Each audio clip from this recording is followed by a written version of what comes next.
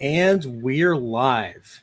What's up, everybody? Welcome to another Nortorial After Show talking about, well, the Orville New Horizons, Season 3, Episode 6, called Twice in a Lifetime. And wow, this was a hell of an episode. So I know a lot of people were complaining about the lack of science fiction. Well, I Yes, think this episode kind of fills that hole, fills that deep hole, so funny. Oh yeah. as all the drug addicts and alcoholics might say, but this fills that deep Mhm. itch in science fiction. So here we are. So before I go any further, I want to welcome my special guest, Antiderivative Jill. She is integral to the conversation. Thank you so much for having me here today. I love that I got a fun episode. It's Oh great. yeah, this was great. I loved the Great. science Good. fiction, and Goodness. I just loved just the idea of using time dilation. Yes, yes, that's so cool. We get to see the red shifting and the blue shifting of the kind of light travel Doppler effect we see in actual space. Christmas, in other words, time dilation in the Orville is basically a Christmas moment. Hmm. Red and green star fields is coming towards you. It's very beautiful. And my co-panelist, Mike, Pacific 414. How goes it, sir? How was your live reaction? It was good. I even gave a short review where I did reveal some spoilers. I was trying not to, but in this episode, you can't help but reveal some Kind of elements of what impossible. happened. Yeah. Okay. Cool. And we got. Oh, I hear knocking. Do you hear knocking? I do. We have my other co-panelist here, DJ Ronnie G. What's going on? You there? Yeah, I am, but where is my face? Am I here now? Yeah, I Maybe, see There it. I am. maybe you went back in time. Maybe you're in 2025. I think Maybe I went back before webcams and forgot they existed. maybe you've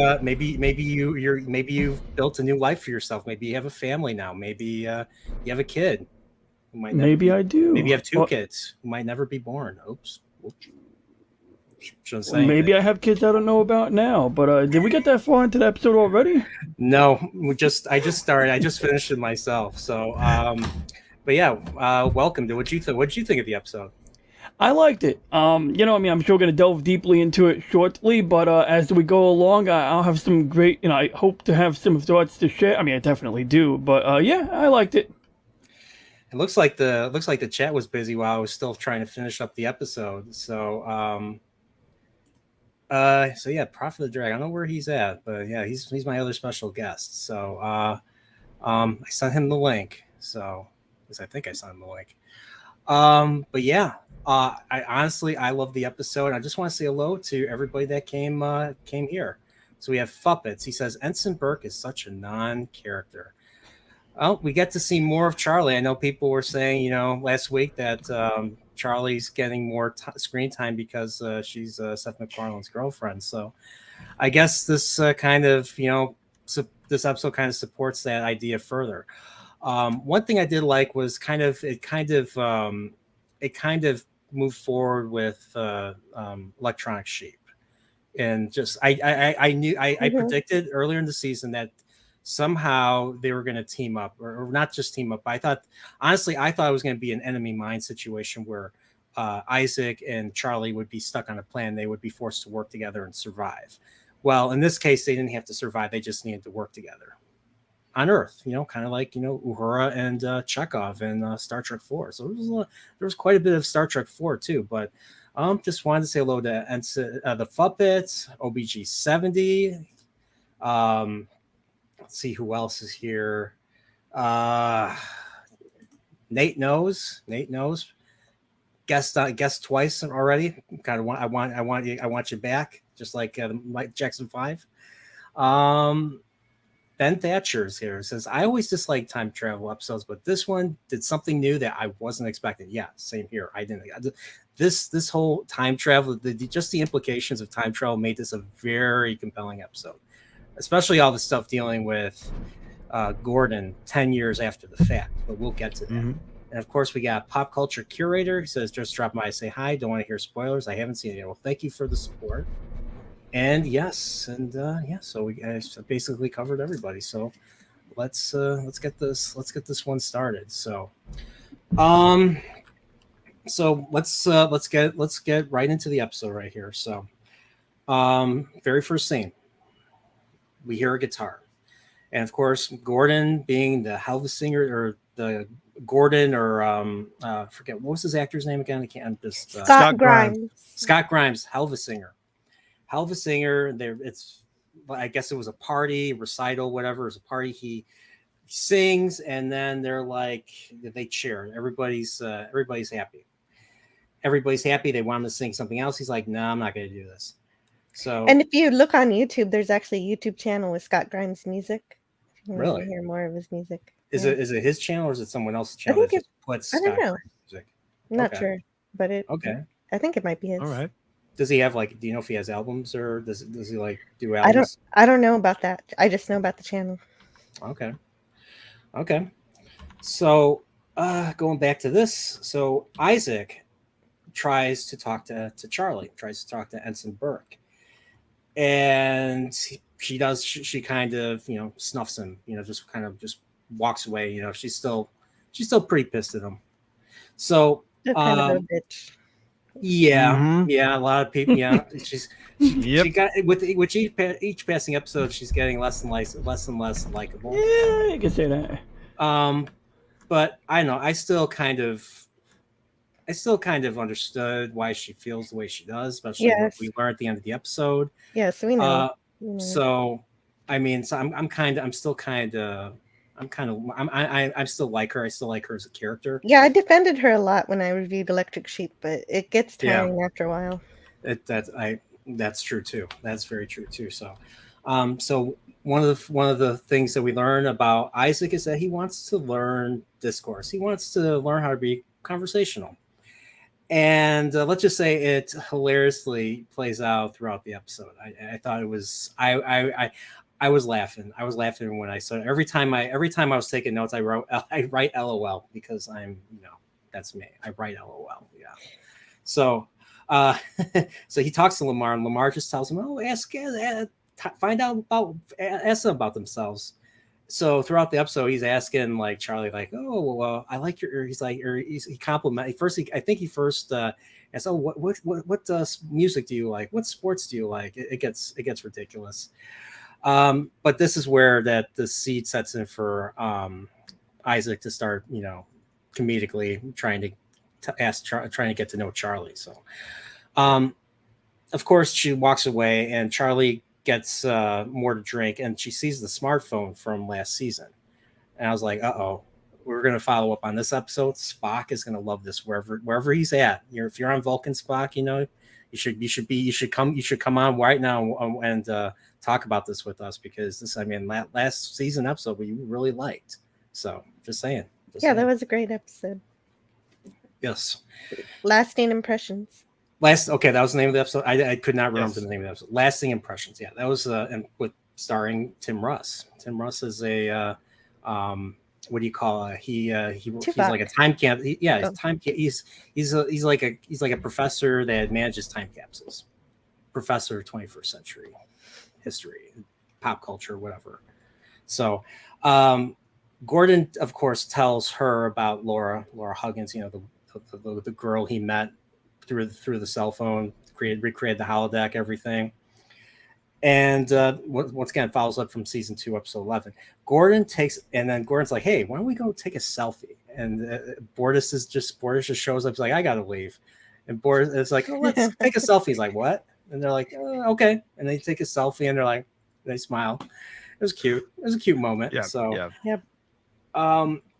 Another thing that they brought back was Dr. Aronoff's device. Now, if I remember correctly, Dr. Aronoff was Brian George's character from episode 1, right? Very first Yes. episode of Orville. Yes. The Oh, banana Rose. ray.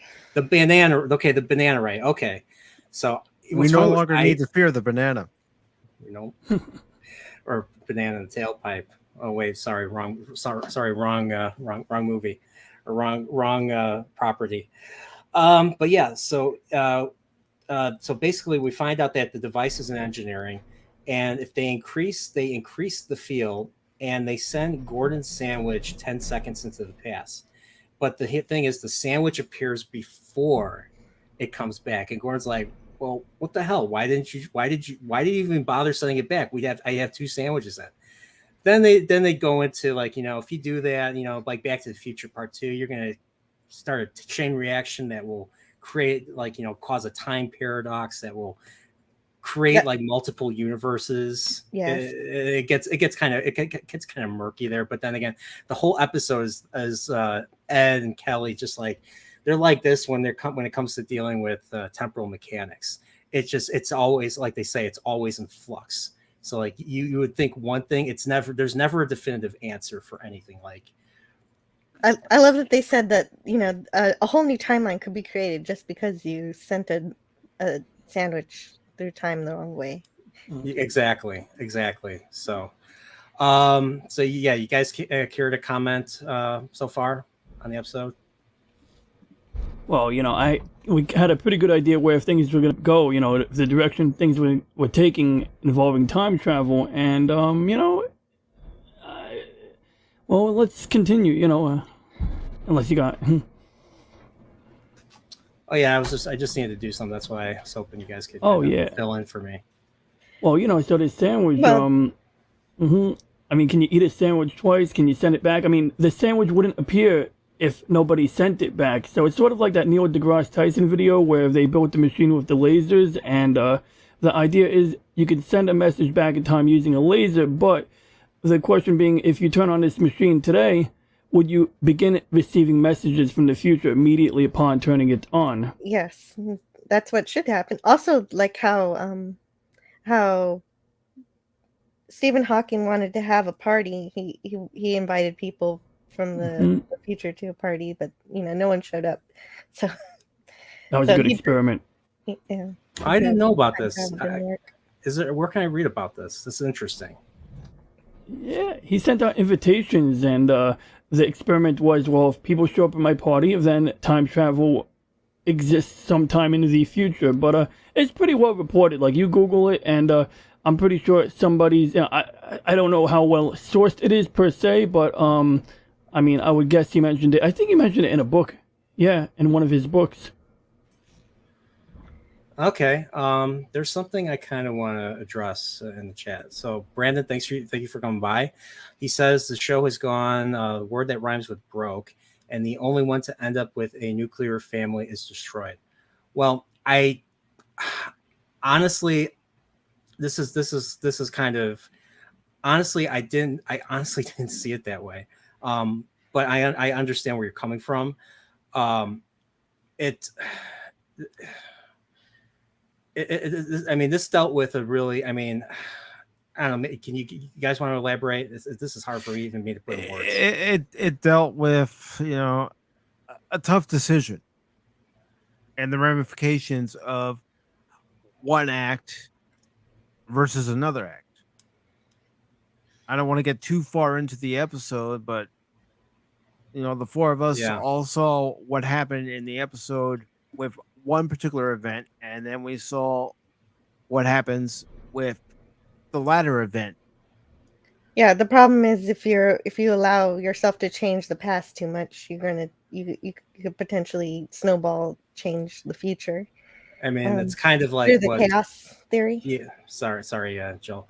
It's kind of like McCoy. Like he accidentally. I mean, he changed the past just by simply saving someone's life, like and sitting on the edge forever. So, I mean,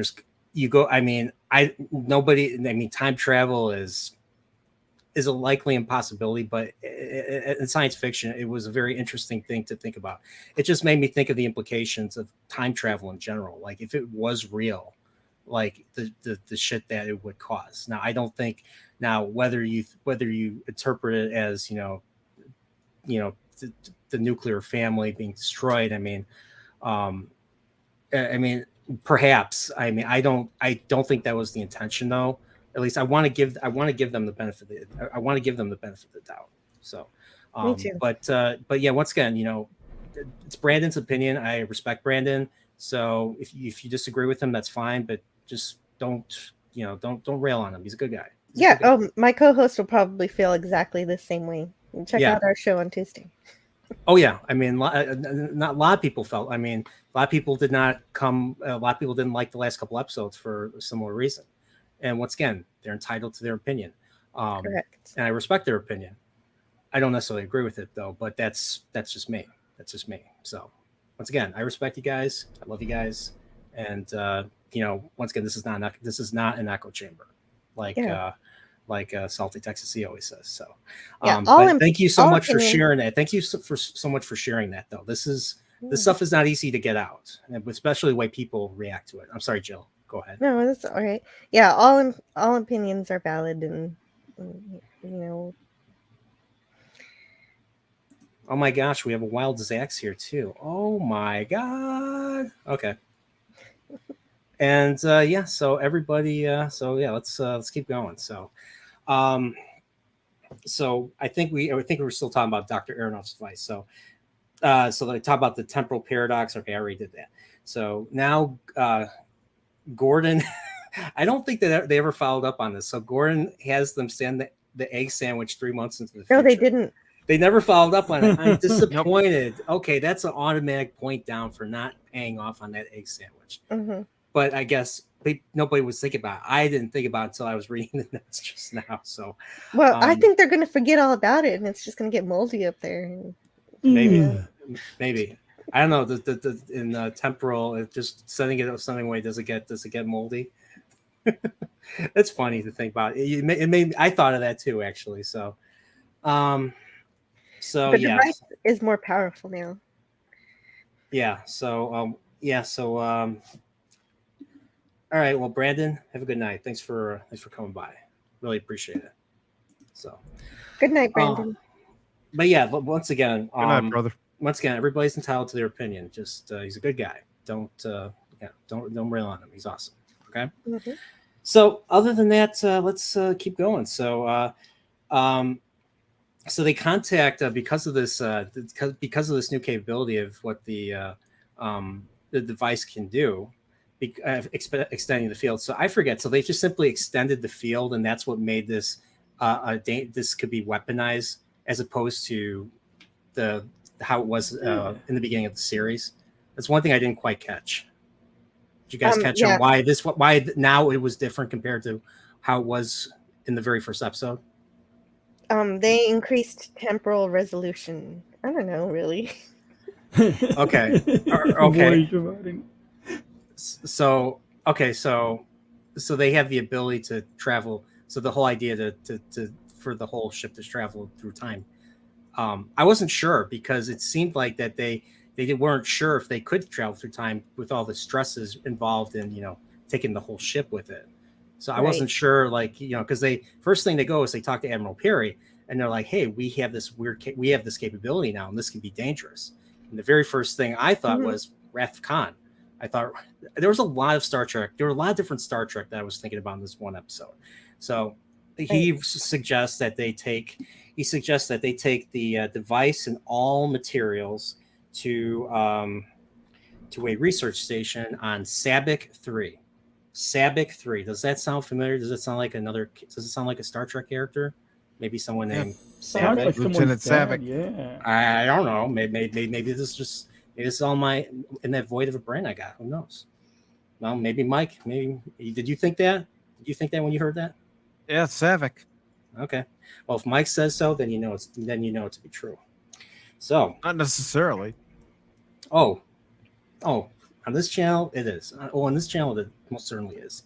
So, going back. Okay, you heard it from Nerd first. Yeah, exactly. Going back.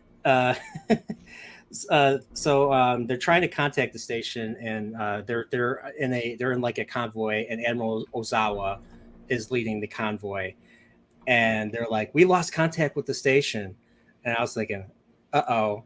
And then Kelly's like, I've got a bad feeling about this. And I swear I've never heard that said in anything before. I was just like, I was surprised at the originality of such a unique comment. Like, really? Of course, we all know it's from Star Wars. Every Star Wars movie, well, except for Last Jedi, because subverting expectations. What can I say? So going back, so we find out that the station was destroyed. What did it make me think of? Best of both worlds, when they find the fleet destroyed. Well, who was responsible? You guessed it, the Kalon. And So what the attack happened? begins. What happened to the long range scanners? How come they didn't scan the Kalan from further away? I guess they got infected by JJ-itis. Okay. Like they just warp into situations, or they don't pick up so that the audience can be surprised. I don't know. Well, has it been established? Do sensors work in warp, in quantum? When in quantum drive, do the sensors actually work? Because in Star Trek, you can use sensors. FTL sensors work in Star Trek, except if you're Ferengi. But I don't know if they. Yeah, it's something to look into. I mean, I would think they do have that technology, but it's something that is worth investigating. Maybe they never established that capability. I have no idea. Honestly, I don't know. So the battle looks good. Yeah, that looks cool. I mean, look at that. So it goes to credits, obviously. Then we get back from the credits, and the battle begins right away. And they're being pursued by these tiny little.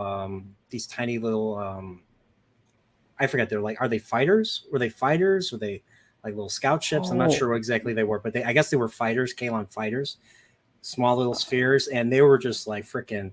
They were about. I think the small little fighters were bigger than the Orville and the other Union ships.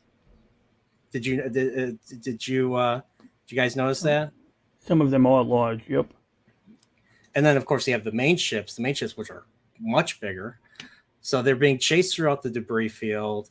And then I know this is like a few minutes, but it's basically them being chased. And then they get caught by a tractor beam. And this tractor beam, they get caught by the tractor beam, of course, makes me think of the Borg, except the tractor beam is red, not green. So big difference.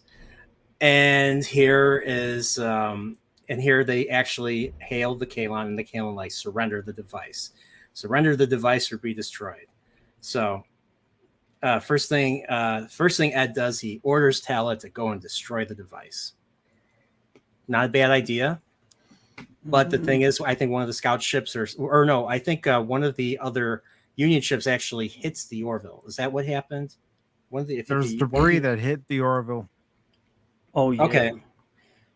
Yeah. So debris hits the ship and it injures Tal. So Gordon volunteers to go. Ed tells him to go. So Gordon is running to engineering. Cool shot, of seeing the outside, seeing the battle outside and everything. Gordon gets hit with a wave. So Gordon gets to the. So what they're doing is they decide to overload the deflector to disable the tractor beam. This was Isaac's idea. Use Isaac to fight the Kalon. Good idea. So Gordon's about to try to shoot the thing, but before he can do it, because of the deflector, because of the what's going on with the deflector, he gets hit by a displacement wave and he vanishes. He's gone. And so I don't remember. I didn't see if the ship vanished, but the tractor beam disengaged. I wasn't sure if the ship that had them vanished too. I wasn't sure what happened. Yeah, it was hard to see. I actually rewinded it, and I still couldn't get a clear shot whether it was just. I wasn't sure if the ship the tractor beam just stopped. So I guess the tractor beam stopped because of that. It reminded me of It looked like Year of Hell, kind of. When the shot, when they took that shot, when that overload occurred, you had this shock wave or this energy wave, temporal wave, I guess. But it reminded me of the Year of Hell temporal incursion, and also at the end of Year of Hell when Anavax's ship blows up and makes that mass incursion. So but I would guess that something like that would disrupt the tractor beam. Oh, okay. So that's probably what it was. And of course, right after the ship disengages, they go right to quantum drive. And they end up in a very reddish purple nebula. Couldn't help but think of, Wrath of Khan again, or Best of Both Worlds, because they're hiding in a nebula. So, But that's pretty much it. There's no more Kalon in this episode. The Kalon part is over. So that was, of course, they used that as a tease to get us excited, but it was actually real this time. So we see the Kalon 4 times this season. First time was they actually encountered a ship and they had to go hide in a gas giant. And of course, they had to fake their own deaths by just blowing up one of their own shuttles, loading it with torpedoes. That was episode 1.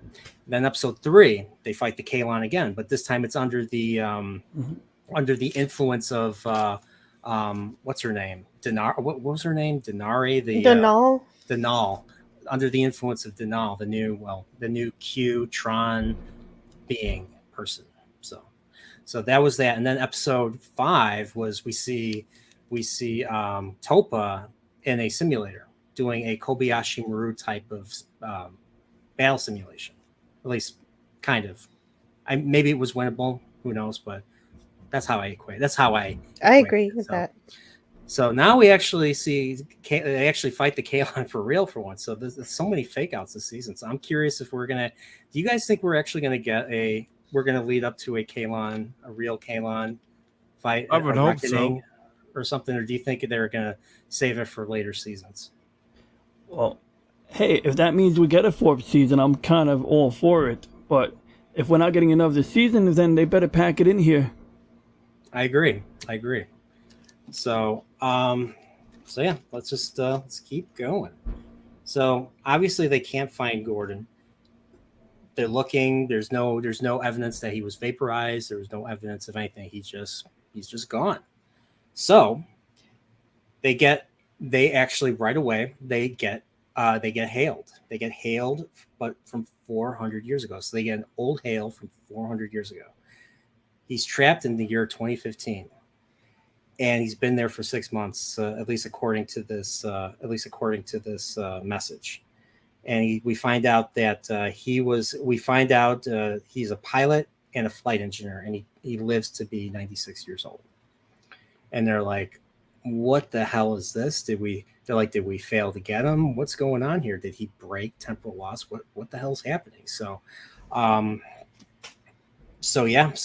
they figure out that Gordon got caught in the displacement wave that was amplified by the deflector. And they're like, well, does this mean we can't rescue him? They're like, well, temporal mechanics are always in flux. We just don't effing know. And this was Ed the whole episode. He was just like, I don't want to deal with this. I don't want to deal with this. I don't want to deal with this. This is just the goalpost is always shifted with temporal mechanics. It's just how it is. So, but yeah. Yep, there are many possible timelines. Yes. Many possible timelines. So they decide to use the device to take the ship back in time. And the thing is, the drawback is a lot of power is required. And so, and it ends up, and because of all the stresses involved, it almost endangers the ship. But luckily, the time travel was successful.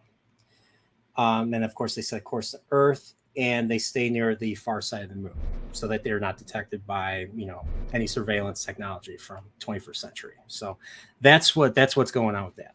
So. But before we get any further, I kind of want to address some of the comments. So,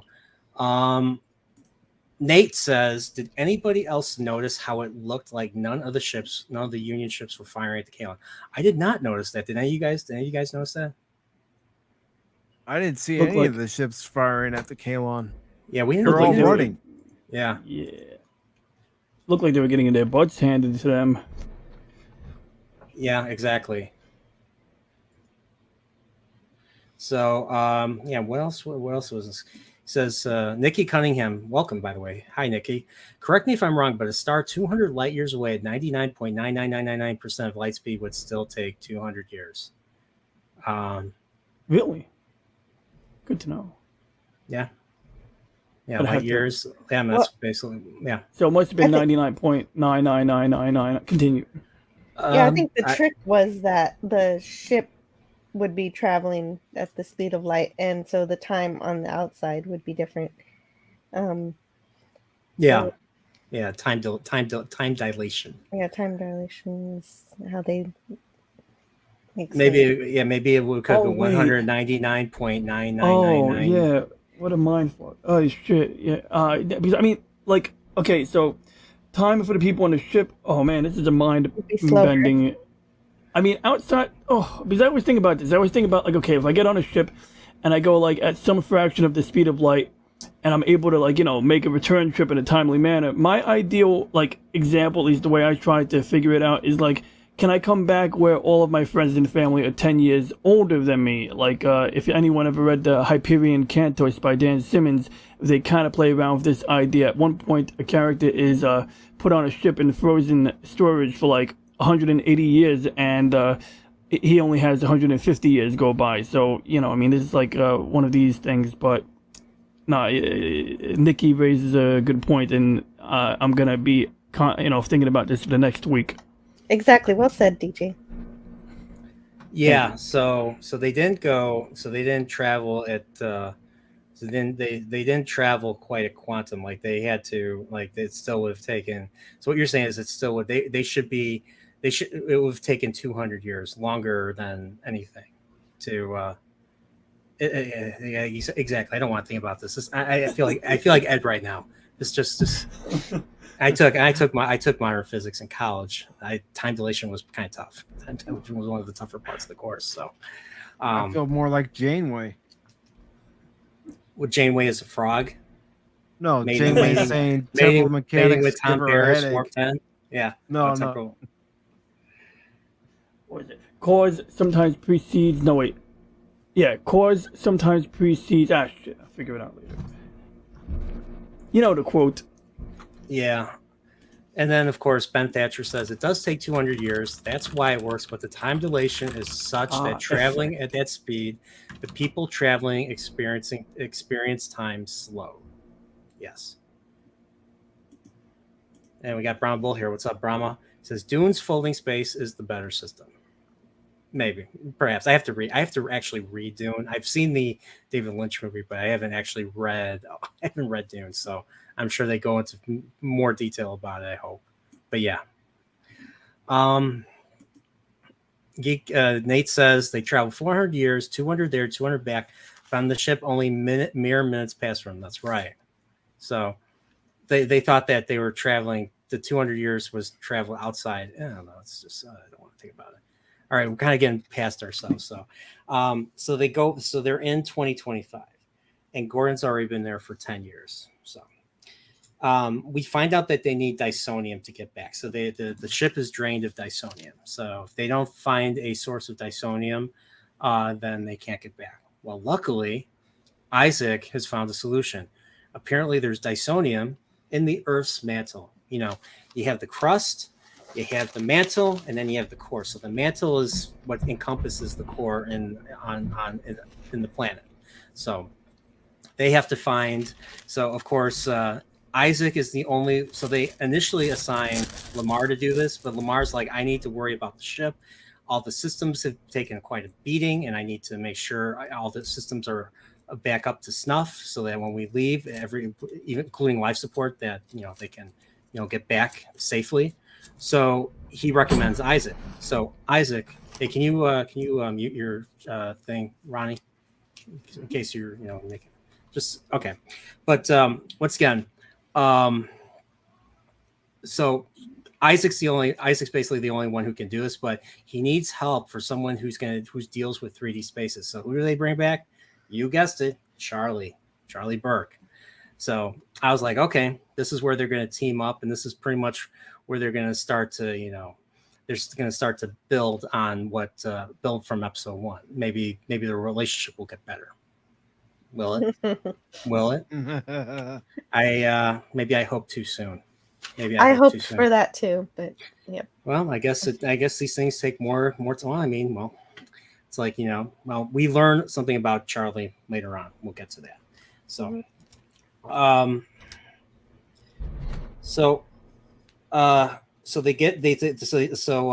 basically Ed, Kelly, Isaac, and Charlie take a shuttle, obviously cloaked, and go to they set a course for Earth.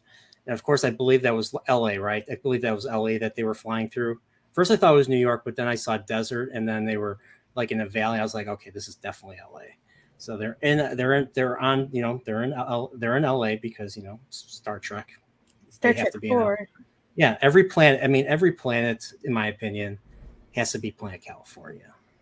At least the old Trek. So I that's one thing that's one of the things that just makes it feel at home. So so they split up, of course. Ed and Kelly go deal with finding Gordon, which doesn't take too long. Like he's a flight engineer, he works, and they just walk up to him. He's like, holy crap, I did not ever expect to see you guys again. Like he's like, wow, like really, I did not see this happening. So but yeah, before I even go any further, I want to say hello to Mercer Create. Says that episode was amazing. He's like, I love this episode so much. I did too, actually.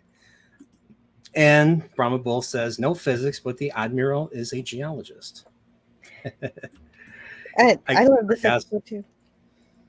So, yeah. And, so Isaac uses the hologram. He uses a mobile holo emitter thing to look human. Yeah, we actually see Mark Jackson again. Yep, Mark Jackson. I was just going to say that. Mark Jackson, that was pretty cool. And just the way he talks, like, he's such a hell of an actor. Like, even when he talks, he still sounds like a machine. Like, you're kind of like, how is this coming out of him? You're like, unless they did dubbing, or unless they dubbed it or something to make it sound more machinish.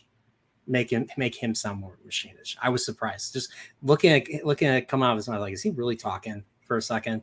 I don't know if you guys noticed that too. I'd have to go back and watch the episode again, see if I Totally pick it up. Okay.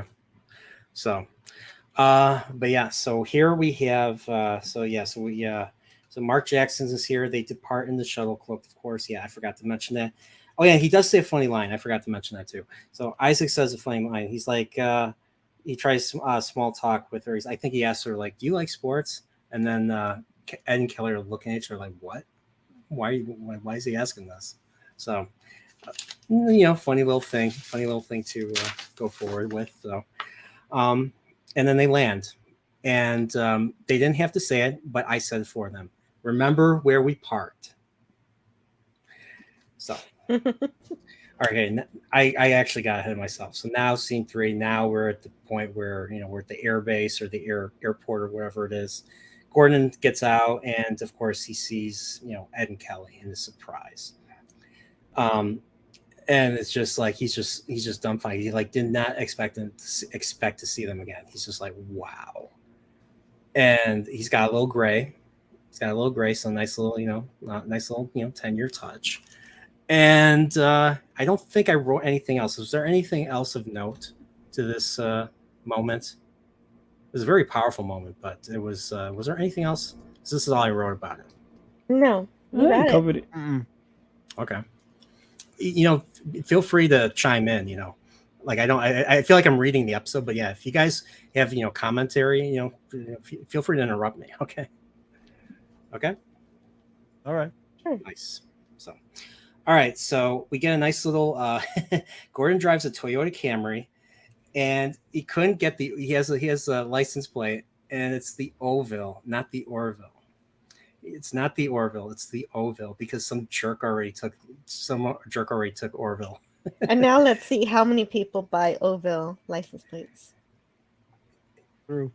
I guess we'll see. So nice. And then of course we learn that he gets quite acclimated to the Century, and I love how he describes it. He says it's like watching a little brother making dumb mistakes and like in the 21st century. So it's kind of like to me it was a throwback to some of the jokes from the punches that Star Trek 4 did. Like, oh, judging by the pollution content of this atmosphere, we must be in the late 20th century, Captain or Admiral. Or, of course, McCoy saying, Jim, don't leave Chekhov in the hands of 20th century medicine. It's just jabs. It was just jabs at us that I like. I like that type of humor. So it was pretty cool. So it was a nice little moment. It didn't feel fake. It felt like, it felt like a nice homage to, the Star Trek that we love. So It was. I loved it too. Once again, they're like, this is where it gets serious. Ed and Kelly are like, Gordon, you're going to have to answer for this because of temporal law. And this is kind of where this is where their part of the story gets really serious. Because the one thing that they kept saying throughout the episode is the thing is, if you're stuck in the past or in the future or whatever, your job is to stay invisible, to not interact with anybody. If you do, you could, I don't want to swear, but you can F up the timeline. You can F up what's going on.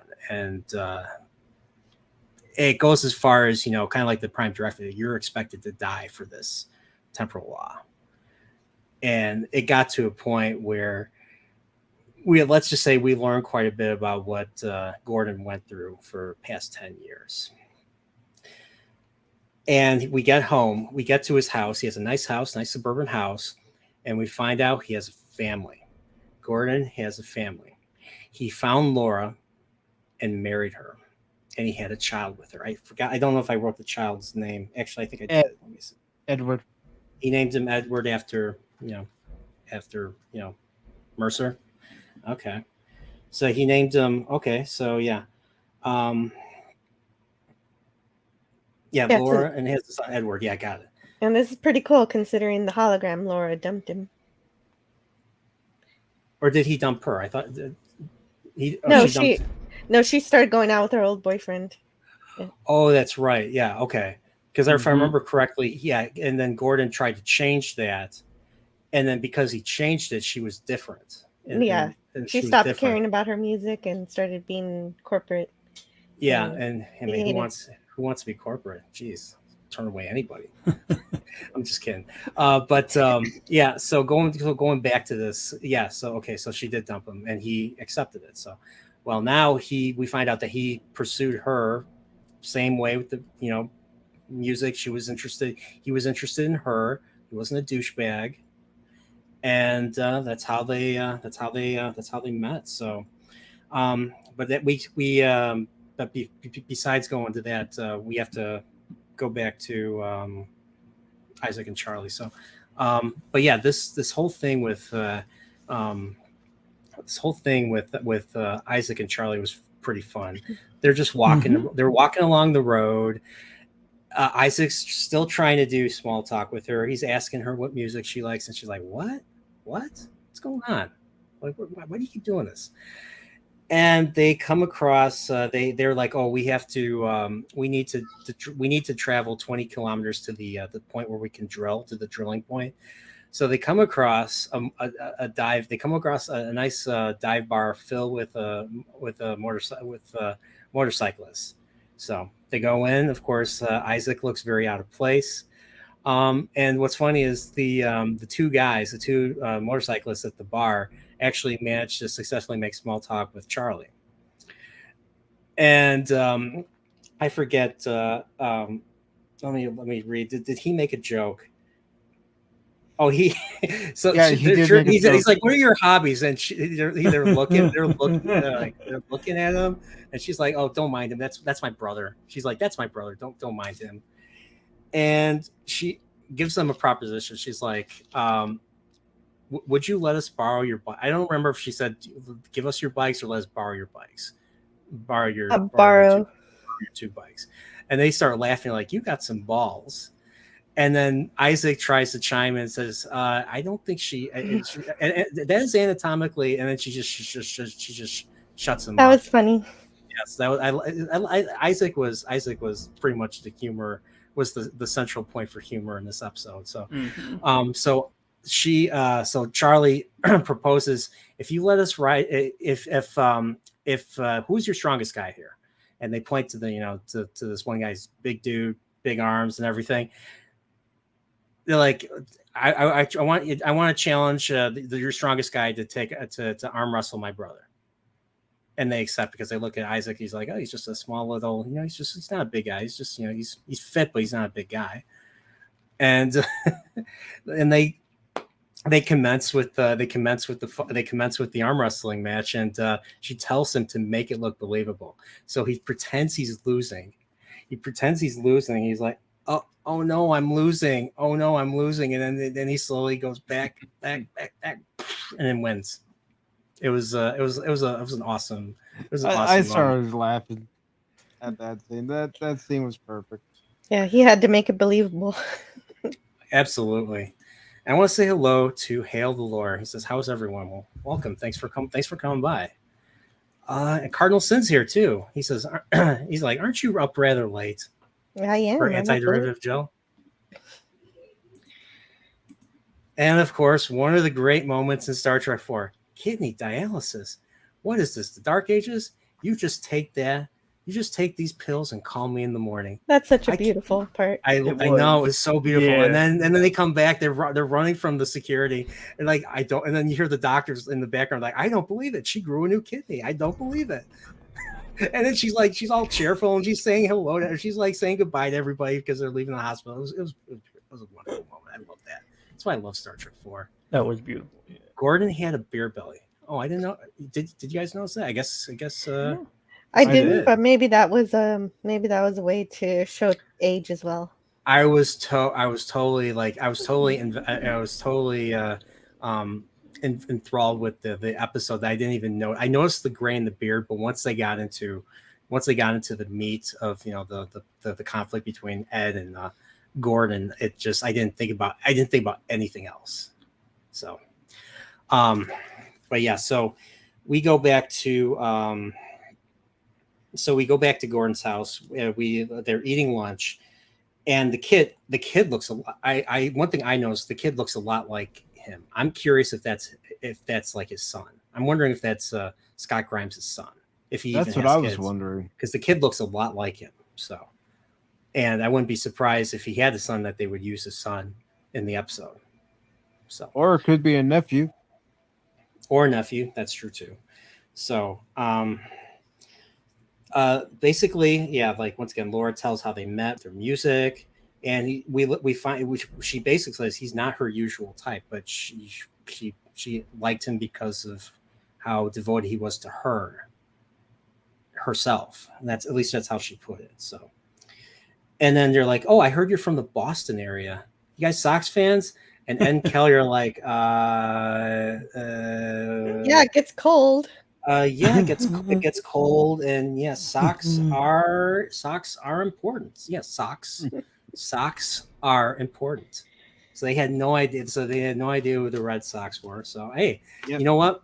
I find that believable. See, like unlike Star Trek, where they know almost everything about history, most of the time, some of the time, at least Spock does. They don't.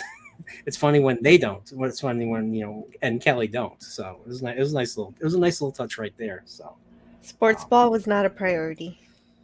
nope, sports ball not. Yeah, socks are important. So all right. So now we're finally back on the Orville. So we're back where we catch up with Lamar. Lamar is fixing the ship, and Tala talks to him and gives him a nice little back rub. Yeah, he pulled a muscle in his back, and she uses her Chilean strength to get that knot out of his back. He's making he's freaking moaning like he's feeling so good from this. He's moaning, and all the other engineers who are working are hearing this. And then he keeps moaning, and then all of a sudden, they screw or they make out. They make out like right. They make out right there in the engineering. Luckily, no one was there to see them. I'm curious if they went all the way. Probably not. It's unprofessional. It'd be funny if they did, but it's right in the middle of engineering.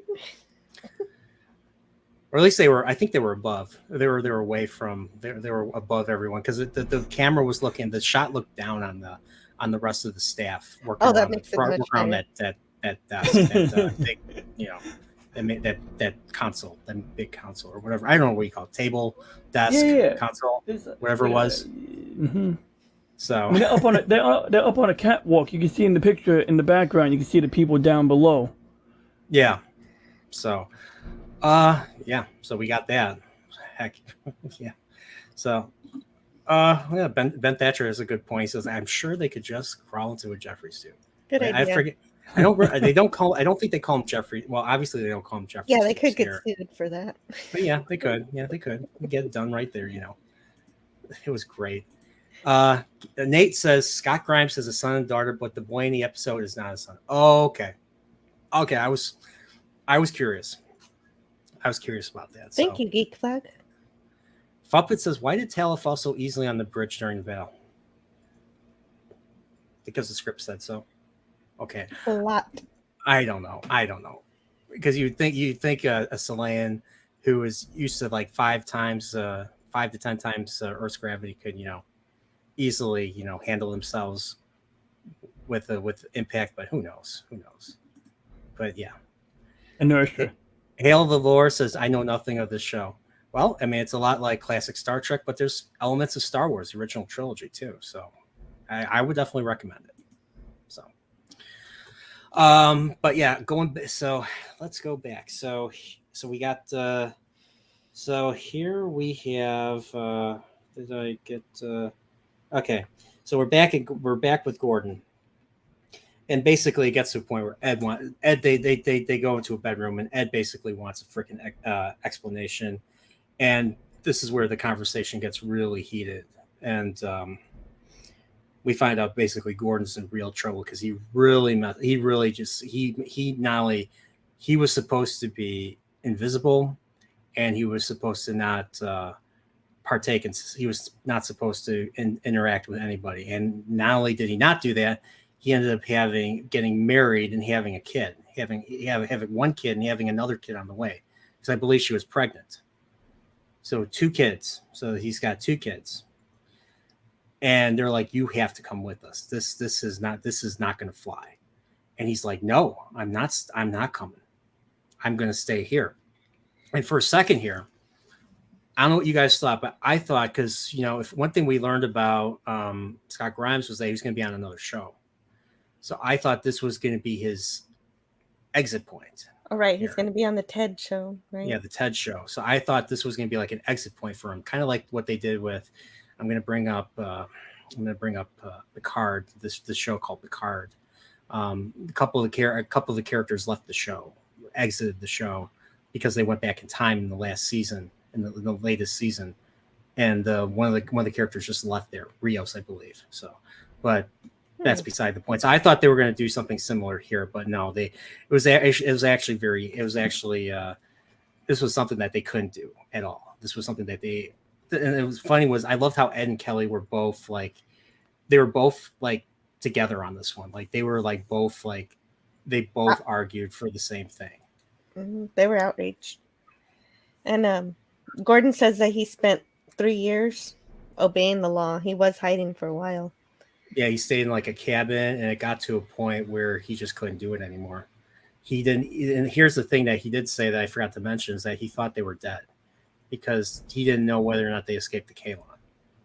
Like there was no, I mean, he heard nothing for a long time, and he decided to move on with his life, regardless of that. And he's like, "What did you want me to do? Die?"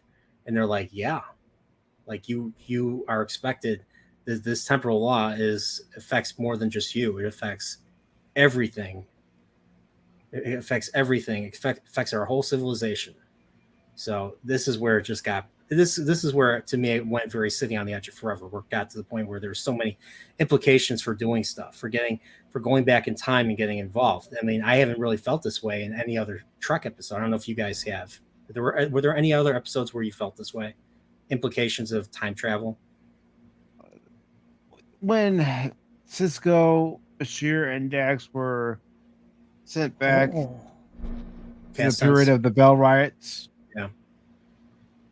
Where Gabriel Bell accidentally dies and Cisco has to basically assume Gabriel Bell because of how important he was to history. I forget exactly what he did, but he was the one that kind of stopped the riots, or he stopped the riots and helped give the people that were in those sanctuary cities a voice. Yeah.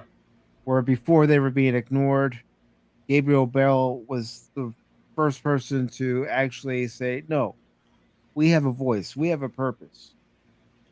We deserve to be out there in society instead of being cast away like, we're trash. Yeah. Okay. Because in the episode Little Green Men, when Rom and Quark are taking Nog to Starfleet Academy, Quark actually goes up to Quark and Nog actually goes up to Quark and Rom with a data pad and says, "Doesn't this human look like Captain Sisko?" And there you see it. It says Gabriel Bell, and Quark says something to the effect of, "All humans look alike." Yeah. Oh man, I love that. Little Green Man was such a great episode. I mean, it just yeah. So as far as I'm concerned, that's exactly what happened at Roswell. The Ferengi went down and they got mixed up with the U.S. military, and then shit just hit the fan as a result, and they escaped. So as far as I'm concerned, that's what really happened. That's what really Works for happened at me. Roswell.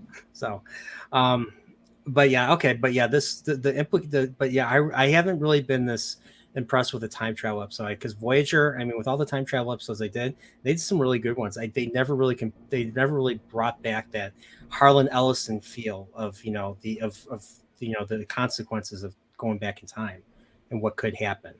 So, but yeah, here they're like, hey, you're coming back with us regardless. And he's like, no, he's like, I'm not leaving my family. And it also made me think of I'm going to bring up Marvel, Tony Stark. Remember Tony Stark? Remember that was like a 5-year gap, and he has a kid. Or remember he has a kid, and he's like, "We're going to make everything change, but we're not going to erase my daughter." Remember that in Endgame, I believe. I don't remember. It's been a while since I only saw Endgame once. I don't remember the details of that, but it also made me think of that too. So, um, there's such a big argument between them, and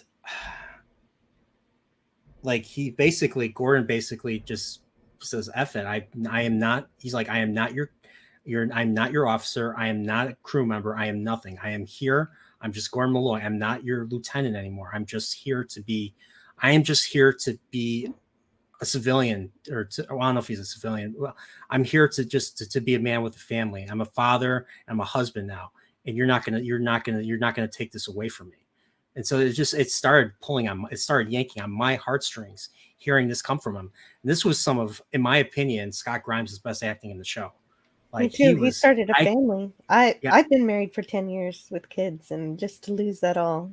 It's the worst. It's probably the scary. I mean, I'm not married. I'm not married myself, but it doesn't take rocket science to understand that it's a wife, or in your case, a wife or a mother's thing to lose her family. It's probably the biggest nightmare. Probably the one thing your parents and spouses are constantly worried about. I mean, I have friends that are married, and they once their children were brought into the world, they always have that worry. They're always worried about their kids, and to me, that's just natural. So, and the Gordon here is no different, and this is why I was able to empathize with him. So, Me too. but yeah, this was wow. I don't know I forgot. Did I write anything else about this? He says temporal law can blow him. Temporal law can blow me. So it was a little humor there, but he's like, hey, I'm here. And I made a life for myself. So, and it gets to the point where Ed and Kelly are just like, oh, I don't want to, like, they're just like, oh, Jesus, we don't want to freaking deal with this. And it's like, we don't fully understand this. It's in flux. And then they have disagreements about what could happen. Because they're like, we don't even know if you damaged the timeline. You don't know if you did any we don't know if you did any irreversible damage to any irreparable damage. And Gordon's like, disagree.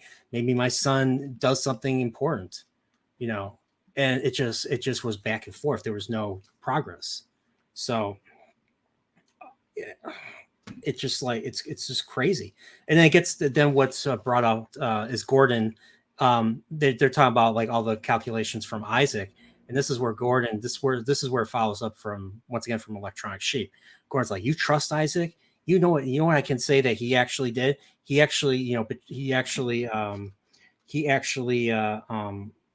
what he's like he actually sent the Kalon to he helped the Kalon try to decimate us. That's what I know is for certain about him. And it's just like this argument is going nowhere. And he's like, they're like, well, you sent the message to us. And he's like, yeah, but you're too late. It's been 10 years. You're 10 years too late. I've moved on. Yeah, Gordon is happy with his life. Mm-hmm. Yeah, he's happy here. And then we see Scott Grant, we see him cry. And he tells them to leave. He tells them to leave his house. So it was a very poignant scene right there. I was like, wow, I honestly did not see this coming at all. So, all right, so let's see what the chat's saying here. So, Leia Rose is here. Hello, Nipor. Well, welcome. I'm surprised half people are up this late. Eldor says, yeah, I remember he made sure his daughter still existed. Yeah, talking about Tony Stark. Yep. Puppets. Janeway Frog says, time travel gives me such a headache ribbit. I don't remember how they sounded, but if you haven't checked out, someone made an Star Trek the Animated Show version of that episode where Frog Tom Paris captures Janeway. They go into the shuttle and then they get onto the planet and they have the little frog babies and the frog babies swim off. Then they take them back and just restore them like nothing happened. Yeah, the episode was called Threshold. It was called Threshold, and you kind of wonder. You kind of wonder whatever happened to those kids? Do you think they built spaceships and tried to find Earth? They went back in time. Mommy, And started Daddy, where are you? Warp 10. Maybe they travel. Maybe they can withstand Warp 10. They went back in time. They started the dinosaur species, and they created a religion called Doctrine. That's right. There you go. Oh, maybe that's it. Yeah. As far as I'm concerned, we don't know exactly what happened to all the dinosaurs. Maybe they evolved and left Earth. I mean, that would be so cool. We don't know. We don't know that. I mean, we don't know for sure. So, but Ben Thatcher says going back to 10 years to overcome the family was the most dirtbag thing I could imagine those people doing. I'm glad they didn't just take the easy road and actually made the hard call. Yeah. Going back to 10 years to overcome the family was the most dirtbag. Okay. A Lester show would have just let Gordon bring his family to the future. Yeah, that's true. That's true. Because it would have been easy, the quick and easy path, which a lot of shows kind of do. Because, like you said, I fully agree with this. That. Star Trek Which 4 one? brings the biologist back to the future. Yeah. That's true. That's true. And lady. I'll be honest, I'm ready for the hate in the chat, but that's what I wanted them to do. I wanted them to take Gordon's family and bring him to the future. Yeah, I thought they were going to do that too, and they're like, no, we can't do that. So I think this was the very first episode where they actually, went back in time. I mean, they did go into the future through that portal in that Priya episode with Charlize Theron, but I think this was truly the first episode where they actually went back in time. Well, Kelly went back in time. The younger Kelly went back in time in order to. Oh, that's fix, right. Fix Okay. the timeline. Yeah, but the thing was, she was supposed to forget everything, but she didn't forget everything. She just doesn't take the date with Ed, and then all hell breaks loose because of that. So yeah, we get Star Wars universe, and that was. I mean, the freaking the secret base reminded me of the Yavin base, and they played John Williams-esque music, and it was like the Kalon attacking was like the Empire attacking. So yeah, I agree. I totally agree with that. So, that was a very poignant scene with Gordon. So basically Gordon chooses her over the actually no. There's one other thing that happens. Gordon tells Laura everything. He tells her everything. Yeah, she walks in on the the scene. So yeah, he tells her. Yes. I mean, this once again shows how much he loves her, that he actually tries to explain it to her, which was something that I don't know. So many people, it's not an easy thing to do, especially if you're a character that's out of time and you have to explain it to them. And what's funny that coming from her, I somehow knew. She's like, maybe I've always known. And just that statement it just sounded kind of familiar. I can't think of where, but it's just that type of saying, like, somehow I knew, or maybe I always knew. So I don't know. I've heard that before. I'm not sure where, but yeah. So, and then of course they bring up the pandemic, and I was like, oh, don't bring up the pandemic. Nobody wants to think about that. And well, Gordon chooses her over the Orville. That's basically my take. That was basically my take from that scene, my breakdown. So, Yep. So fades to dips to black, and now we're in scene 4. So now we're back to Isaac and Charlie. They find the entry point, and it's inside a house that's for sale. And of course, we have a woman. I forgot her. I didn't catch her name, but we have a realtor. It's like, oh, can I introduce you in this place? And they're like, yeah, we're a couple. Yeah. So Charlie and Isaac are posing as a couple, and and I think he says, freaking Isaac says, she's like, are you a couple? And she's like, we're a couple. And then he says, oh yeah, but insemination is yet to occur. And I was like, oh my God. Yeah, she asks if he has any kids. Yeah, insemination has yet to occur. I love you. I love you, Isaac. So Isaac is all the humor. Yeah, so they end up going into the basement. They're taken to the basement. And they're like, let's think about buying this house. And this is where they start harvesting the Dysonium. They start doing all the calculations, and they start acquiring it. And they're basically trying to avoid damaging the earth in the process. They don't want it. They're trying to avoid they're trying to avoid too much tectonic stress. They don't want to cause earthquakes, especially since they're in California, where earthquakes are the norm. So, and while they're doing that, they're just standing there waiting for the job to be done. And Isaac's like, I like your hair. And she's like, okay, what's going on? What are you trying to do? He's like, well, I'm just trying to start a conversation. She's like, why? Oh, because he's like, I wanted to basically thank you for saving my life, for reactivating me. And well, this is where Charlie's getting kind of less and less likable. She won't oblige. She won't oblige him. She won't oblige his thank you. We learn, she tells us why she feels that way. We learn that Amanda, the person that was with her, she was in love with her. Yes. And she never got the chance to tell her before she died. And she'll never know if Amanda felt the same way. And that was another poignant moment, which saved Charlie in my eyes from making me dislike her for that. But in my opinion, based on what we saw in the first episode, based on what Charlie told Isaac in her very first scene, I think Amanda did love her because she did the greatest thing you could ever do. Mm-hmm. She sacrificed her life so that Charlie could live. And to me, there's no bigger act of love. I mean, it's said so in the Bible.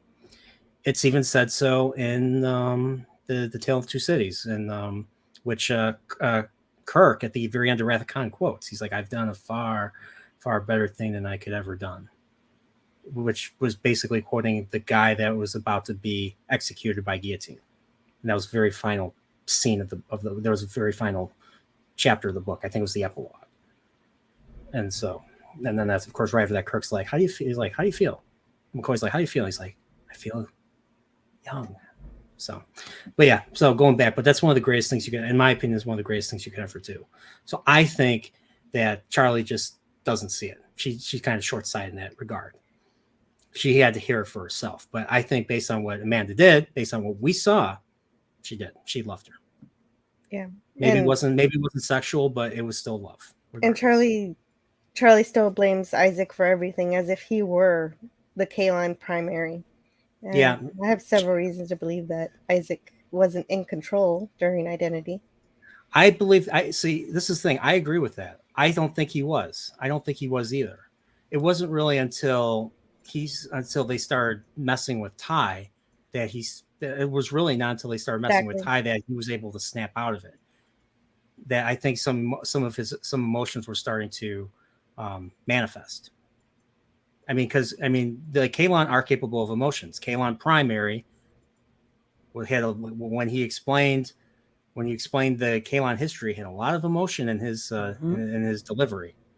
So like they have a grudge against organics for what they did to them. So there's emotion there. The Kalons are capable of emotion. Isaac, despite denying it, is capable of emotion.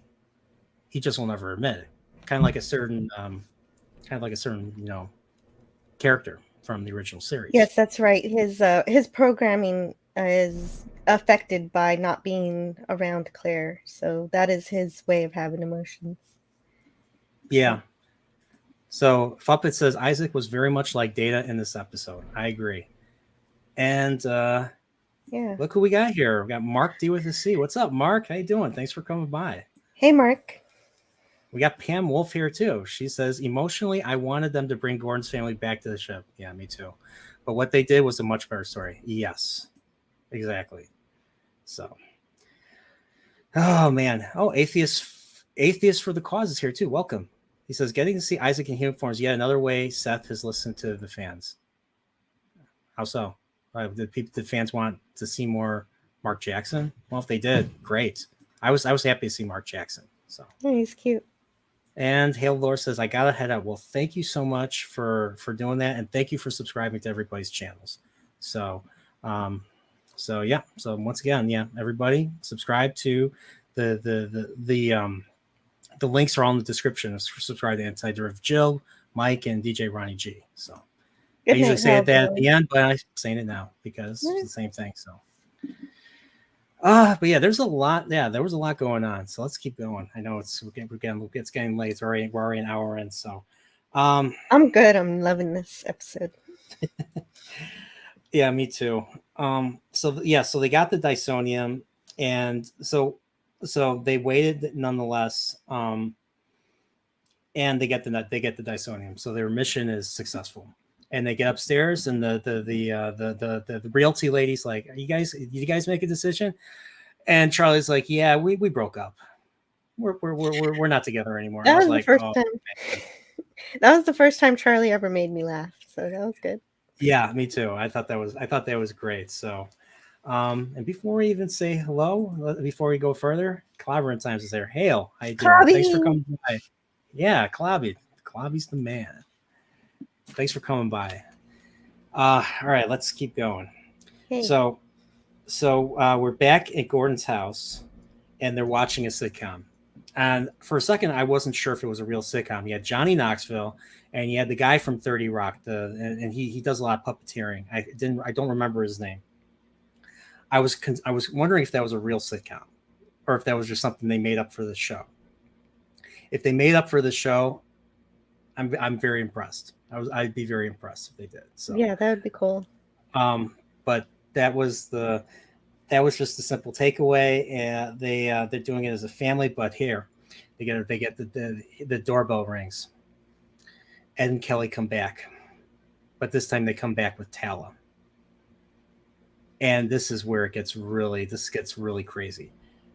They're like, you're coming back. They're literally like, you're coming back with us. And now this time, what's messed up about this is that his wife and son are present during this conversation.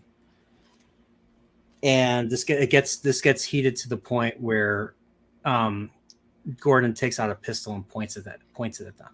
And they're like, are you going to kill us? He's like, no, I'm just going to stun you. I'm going to stun you, and then we're going to disappear, and you're never going to find us.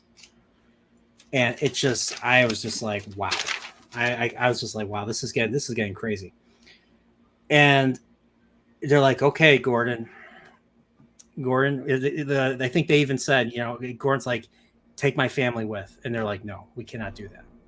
So Seth basically, or not sorry, Mercer says, well, looks like we're going to go back to 2015. And he's like, no, you're not going to do this. You're not going to do this.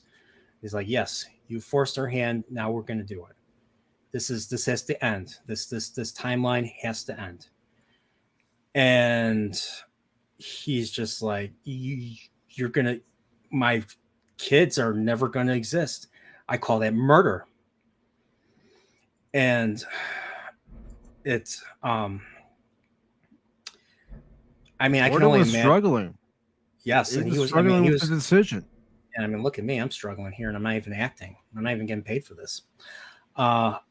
Yeah, this was to me, this was Scott Grimes' finest, probably one of his finest acting moments in the show.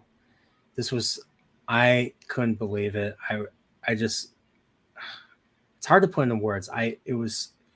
This scene was so compelling. It was so upsetting at the same time.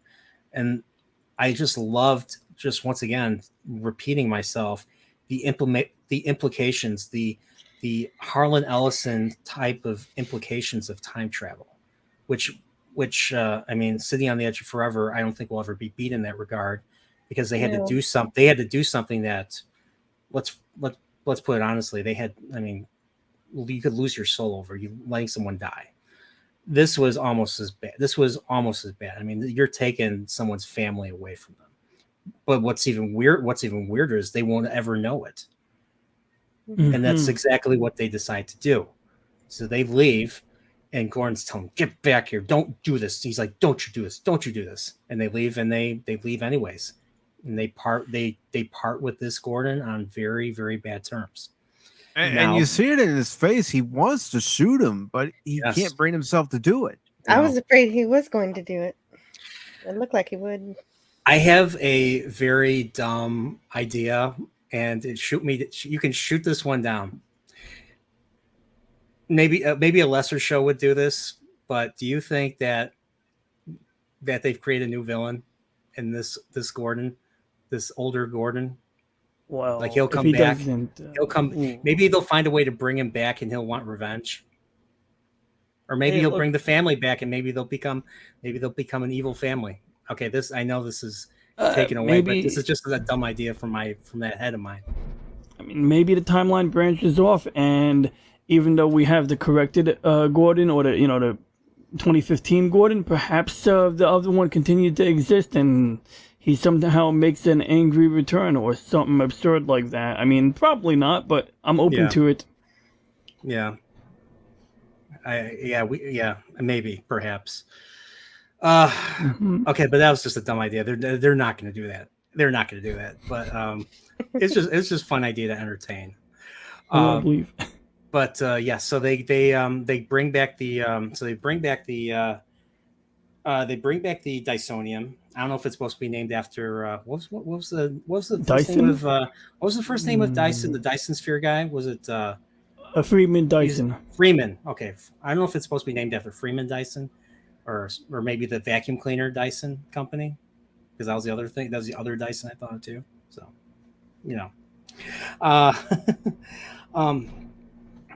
but yeah. So yeah, once again, but the final scene that we see with Gordon, or the 2025 Gordon,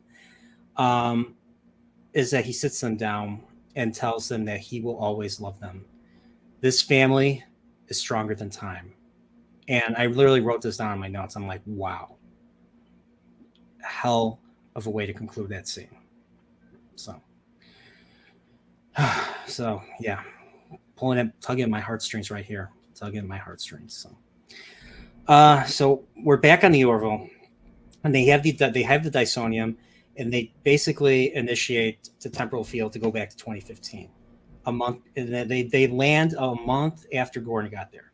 So right away, they waste no time. They bring Gordon back. Gordon is happy to be there. Ed and Kelly just are very somber and quiet, kind of like Kirk was at the end of Sitting on the Edge Forever. And Gordon's like, okay, what's going on here? and they don't tell him anything, and he's suspicious. So I never doubted you for a second. no.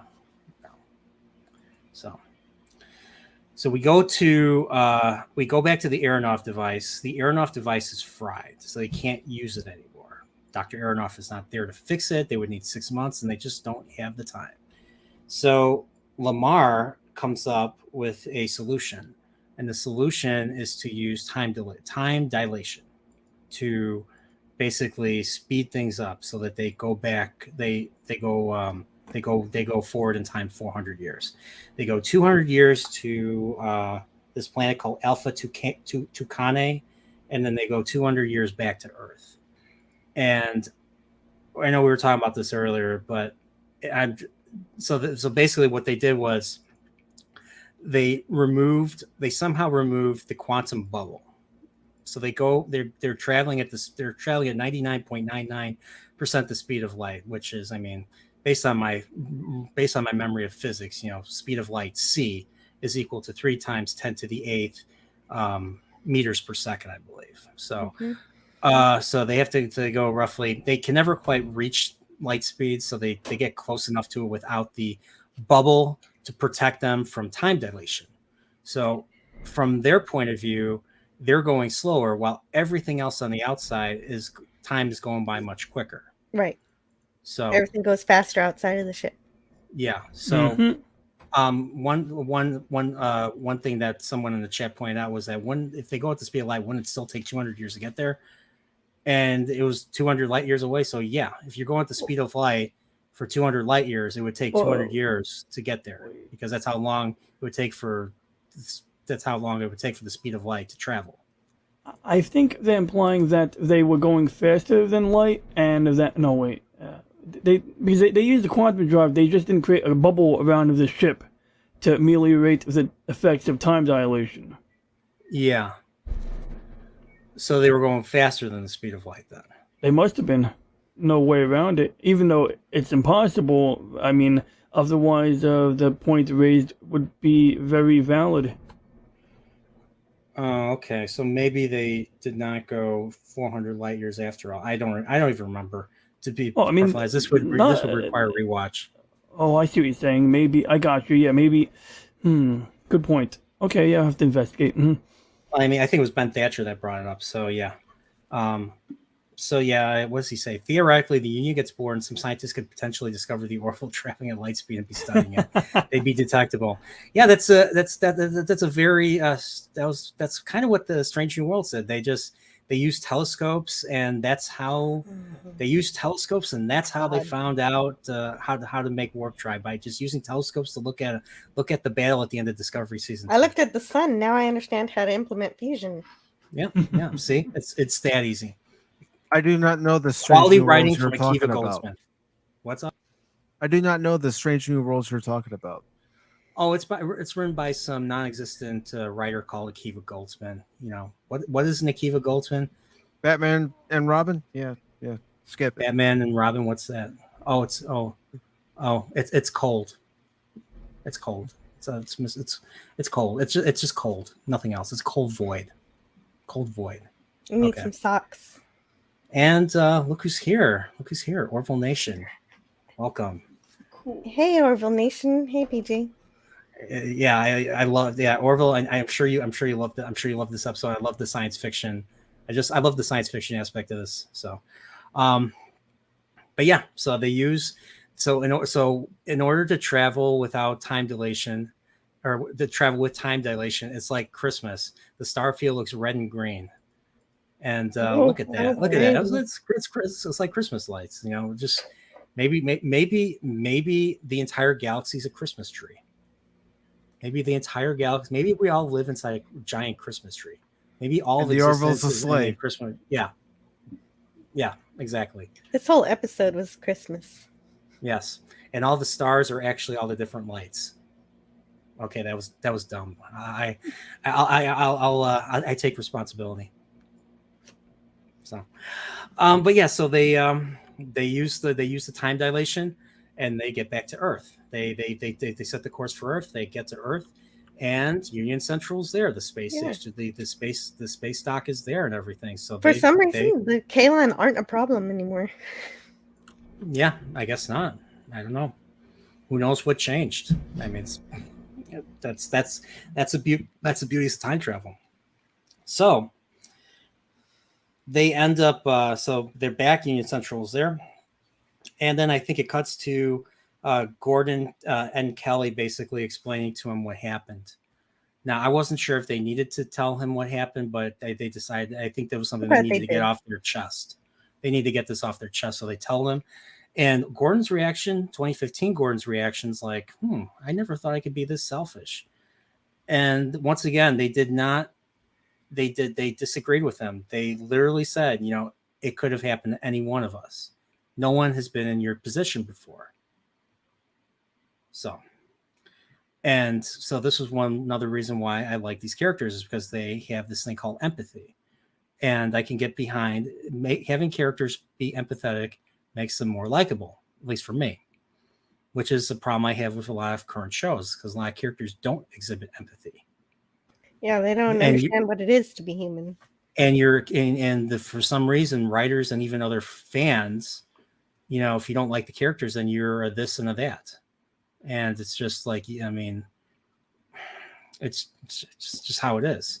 It's like, I don't judge character by how they look or by what they prefer. I judge a character by their actions, how they treat others. That's always been important to me. And that's one thing I've loved about Star Trek. I've loved about TNG, the original series. Watching those original films as a kid just gave me hope that people can be good to each other. Mm-hmm. Same in Deep Space Nine. I love Deep Space Nine. There was a moment where Martok was mocking Kor in season 7. And the thing that he said I don't know if he said this to Worf, but he said this to someone was, I mocked him and I took no pleasure from that. And that just once again redeemed my faith in these characters. And even Voyager and Enterprise I like too. Enterprise maybe lesser, but I'm sorry, what'd you say? Oh yeah, that was the episode where Kor was getting older and he was getting like Klingon Alzheimer's. I don't know what they call it, but he was thinking he was in the 23rd century and he was fighting alongside Kang and Koloff against the Federation. And it was another beautiful episode, a great send off for Kor when they were fighting the Dominion. So. But yeah, I know we're talking about Trek, but this is why I like the Orville, and this is why a lot of people like the Orville or prefer the Orville over the newer shows that call themselves Star Trek now. So yes, agreed.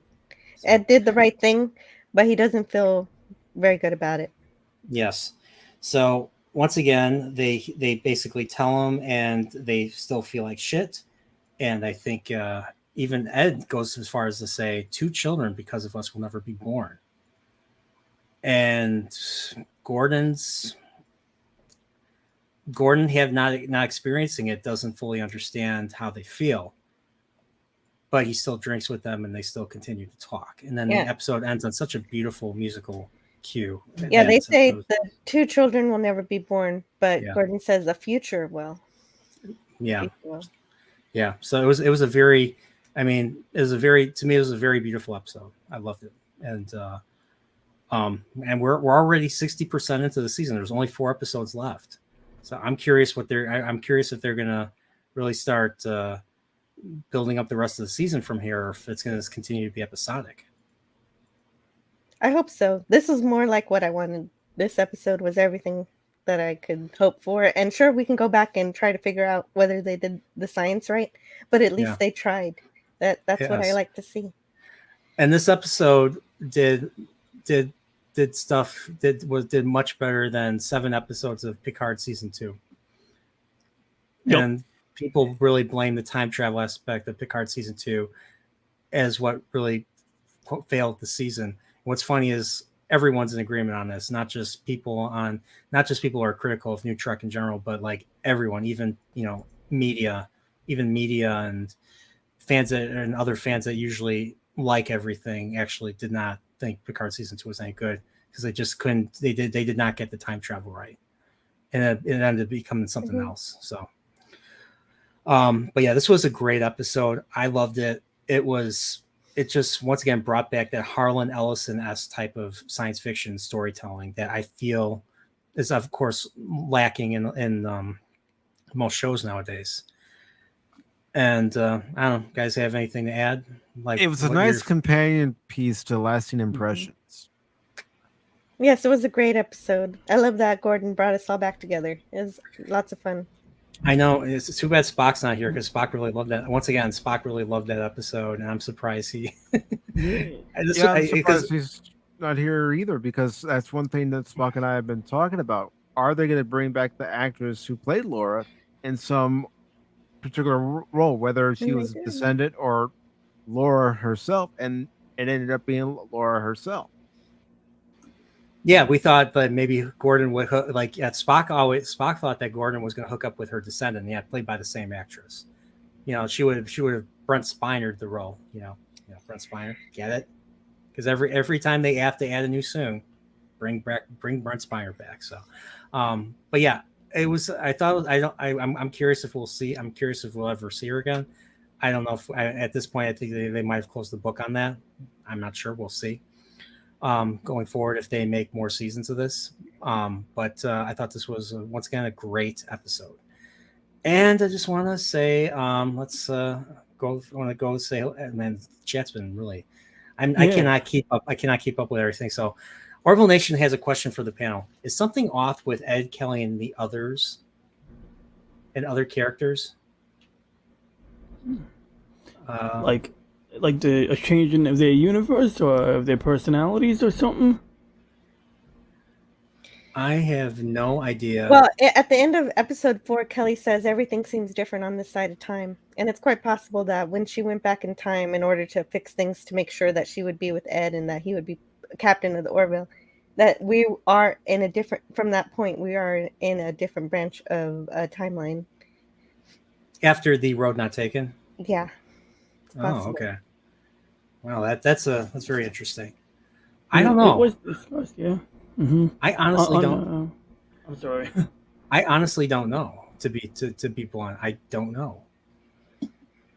Yeah. Oh yeah, he confirms it. Yeah, he confirms it. Okay. Mm-hmm. Maybe, perhaps.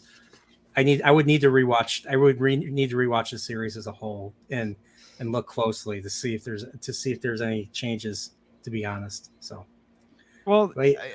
I was thinking at the end of Gently Falling Rain that the writers were kind of dropping a hint when Kelly says it's almost like, this was one life and now we're experiencing another. That not everything's completely corrected from, that season 2 episode, The Road Not Taken. That there are some differences that we're going to start noticing as the season goes on. Yeah, now I have a reason to rewatch the series. Now I need to take notice, and I need to take notice of these little nuances. Maybe, yeah, Orville Nation, if you've seen anything, yeah, share it with us. I want to know what you think, because you're asking us. I want to know what you think now. So, and welcome Jedi Dick Sensei, and he says he's got a huge ding-a-ling for Scott Bakula growing up. Well, you know what I mean. Scott Bakula is a very healthy, fit guy, and he's just middle-aged when he did Enterprise. So, I mean, yeah, he runs marathons. He keeps fit. I mean, he's an actor. That's just how he is. You know how I know this? Watch The Captains. William Shatner interviews all the other captains, and that's how I know, because I watch The Captains. That Scott Bakula does like marathon running like all the time and stuff. So yeah. We got Ben Thatcher says the Orville has already given us one alternate world show based on a time travel episode. I fully expect we get a later episode that involves the family Gordon's timeline continuum. Okay, well, that's kind of what I brought up. Or yeah, that is in my exactly case, what you brought up. In my case, they be brought back as villains. They want revenge against Ed and the rest of them for denying them. I think it would be dumb, but if that actually happened, and Seth and Tom, if you're listening to me, do not do that. Don't do that. Don't do that. That was a joke. That was just a joke. That was a dumb joke on my part. but yeah, it was pretty. I thought I could see, and maybe if they do that, I hope they do it in a good way, like a very compelling way. Something that is once again, noticed. And of course, Orville Nation says, bear in mind, guys, this show is very well planned out. Well, yeah, they had so many years they had years to like modify things, so there was a lot of time put into this season. So I definitely can see it. So when did the timeline with the kids and Laura cease to exist? Thinking about time travel hurts my brain. Me too. I don't know. I mean, I think they were going the Back to the Future route, where if you change if you change the past, then the future, then the present disappears. But then in some time travel, when you change the past, then you create another universe, like in the case of JJ Truck. So I don't know. But, we got yet another universe now. Yeah, more universes, more universes, more universes. So Clobber in Time says to the Orville Nation, I'm just happy that, like before a couple of weeks ago, this episode can be judged and discussed pro or con on its artistic and entertainment merits. That's all I ever ask. Well, agreed, Clobby. I'm so excited to see this episode. Clobby, I'm glad you like it, because I know how Clobby felt about the last couple. I don't know about the last couple episodes, so that's good to hear. I feel the same way. Yeah, here Atheist for the Cause says, I was worried they were going to kill Gordon by having him stay with Laura and his family. Thank God they didn't do that. Yeah, I thought this was his way of departing the show. I was surprised. Oh, and here's another thing that I forgot to mention. Apparently, in the Orville's universe, killing animals for food is illegal. So I guess everything is eaten in the replicator. Right, you've got to use the replicator, but it's kind of wild that it's illegal. I guess it's illegal. It's legal for the Union, so any planet that's in the Union, that doesn't seem right. It's because like Gordon said, like I had to seclude myself from everybody because I was following the rules. And you know how I had to survive? I had to hunt, and I had to hunt and eat animals. And he's like, that was, I forget, did he say it was like a death sentence or something? He said it was like, it was a very major crime. It was a very major crime back where he came from.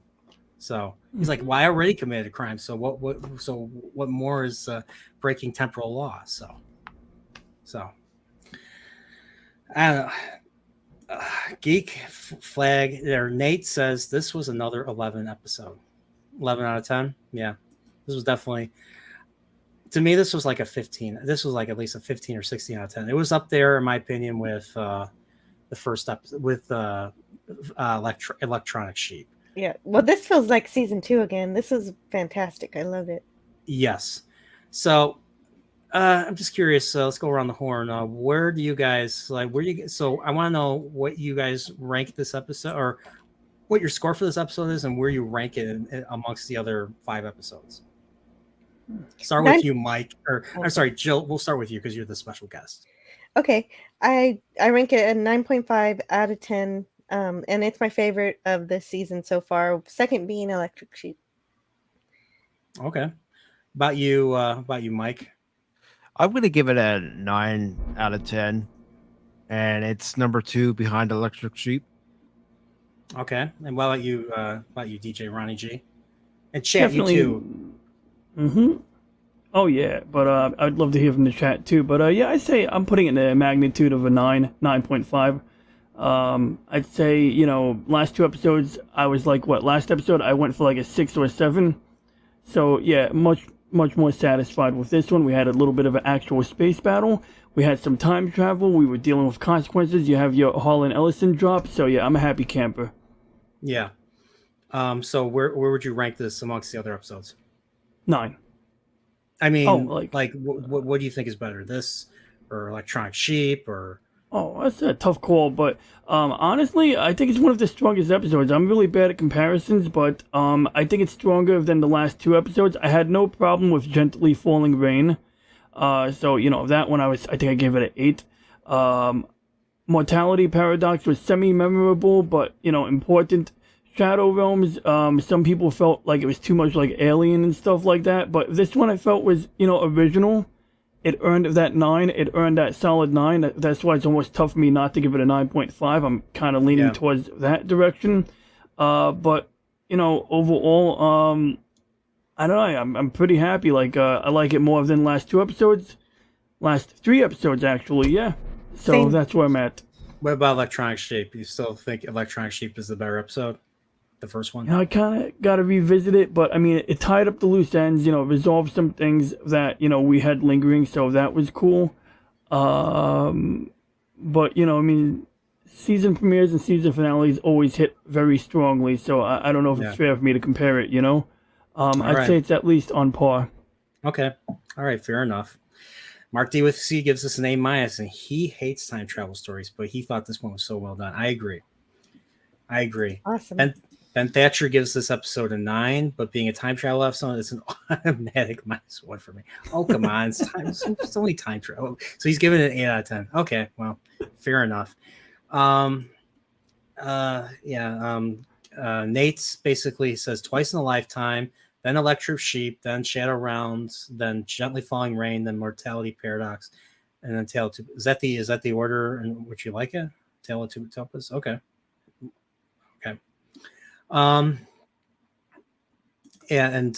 Puppet says Grimes' performance pushed this episode over the top. I agree.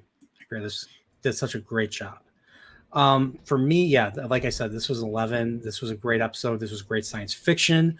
I felt this was very Harlan Ellison-esque science fiction, and Harlan Ellison is one of the greatest science fiction writers ever. I mean, he's up there with just the best of writers in the 20th century. He had balls. I mean, he was a fighter. And he was pretty tough to get along with, but he was someone who fought all of his life, and he always, challenged people. He used to house writers, and he would challenge writers to write, just to simply write, be themselves. And he let writers live in his house for free, or he'd own a property. He had writers live with him, and he would just tell them to write and be themselves. So, and the thing is, he never suffered fools. He never suffered bullshit. Every science fiction writer who's ever dealt with him will say that. So, and I really need to read his original City on the Edge of Forever. So what we got on the episode was a major change to what he actually wrote, because what he wrote had even more balls than what we got in the show. So anyone who knows Trek well, like Klobby or anybody else will know it better than I do. Yeah, they had to rewrite it to fit within the Star Trek universe and within the characters and what Gene Roddenberry set in place. Yeah, because if I remember correctly, I think Spock pushes Edith Keeler into the truck. Yeah, and the original version.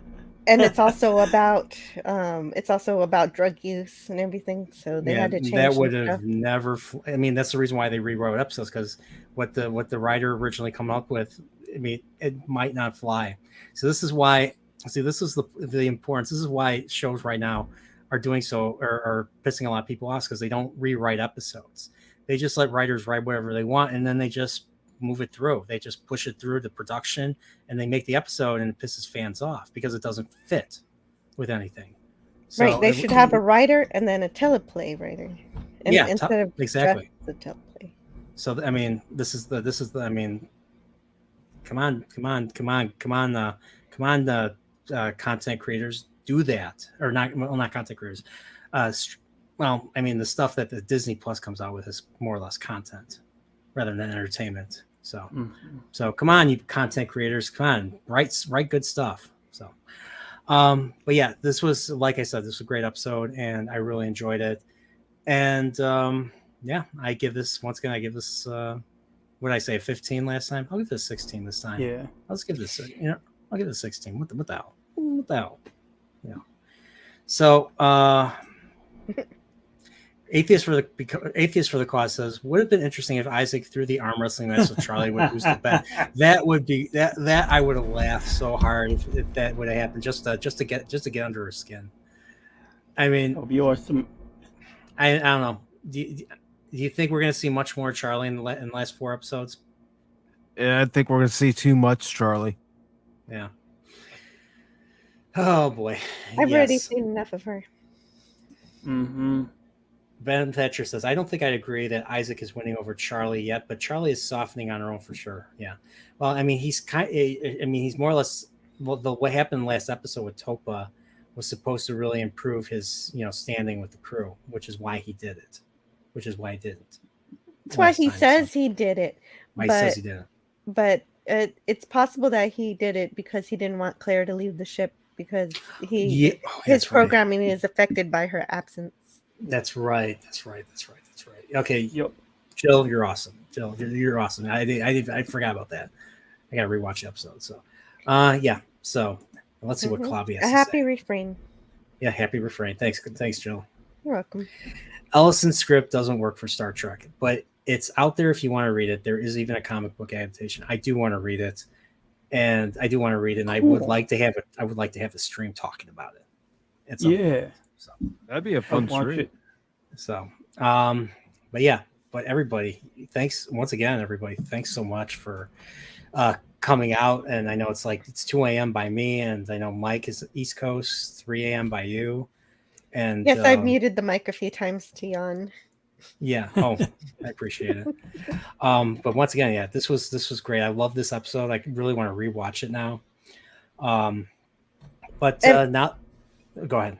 And Puppets, the Puppets says it for me. Was good to see a little Yaphet, even though he didn't have any lines. Yeah. There was a little Yaphet? What do you mean? I mean, no, you see a little bit of Yaphet, in the engine room. Oh, okay. I was like, there's a little Yaphet? I was like... He's got his hands on the control console like this. Oh, okay, yeah, because he has. But I need a little Yaphet. Yeah, I hope we get. I hope he gets like an episode, or he has more to do in the next 4 episodes, or it'll just feel like it'll just feel like a loss. But I guess maybe no substantial lines or anything. Okay, yeah. He did have lines. Sorry, excuse me, I made a mistake.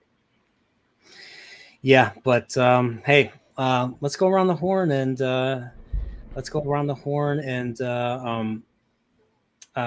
Plug your channels or plug whatever you want to plug. We'll start with you. Jill. Yes, I'm Antiderivative Jill, and I have a channel where I review the Orville also, but I wait until Tuesday, the day before the new episode drops, and I do a comprehensive review of, and I nitpick all the stuff throughout the episode, and I can't wait to review this episode. I review it with Pop Culture Curator, and we have a lot of fun doing that. And on Fridays, I have a show where I'll review whatever I like or whatever I don't like. Sometimes I'll talk about strange nude squirrels, and also I've also been watching UFO for the first time, the series from the 70s, and just how is it, by the way? I love it. It's so cool. It's really neat. You would think that we'd have some of the technology in that show. You think that we'd have already, like being able to attach little rocket ships to different types of aircraft. And it's got ladies with purple hair on the moon. So what more do you want? Cool. How can you watch it? I'm just curious. Some episodes are airing on YouTube. All of the episodes on YouTube, and also on IMDb TV on Amazon Prime. Mm-hmm. And Shout Factory TV last I checked.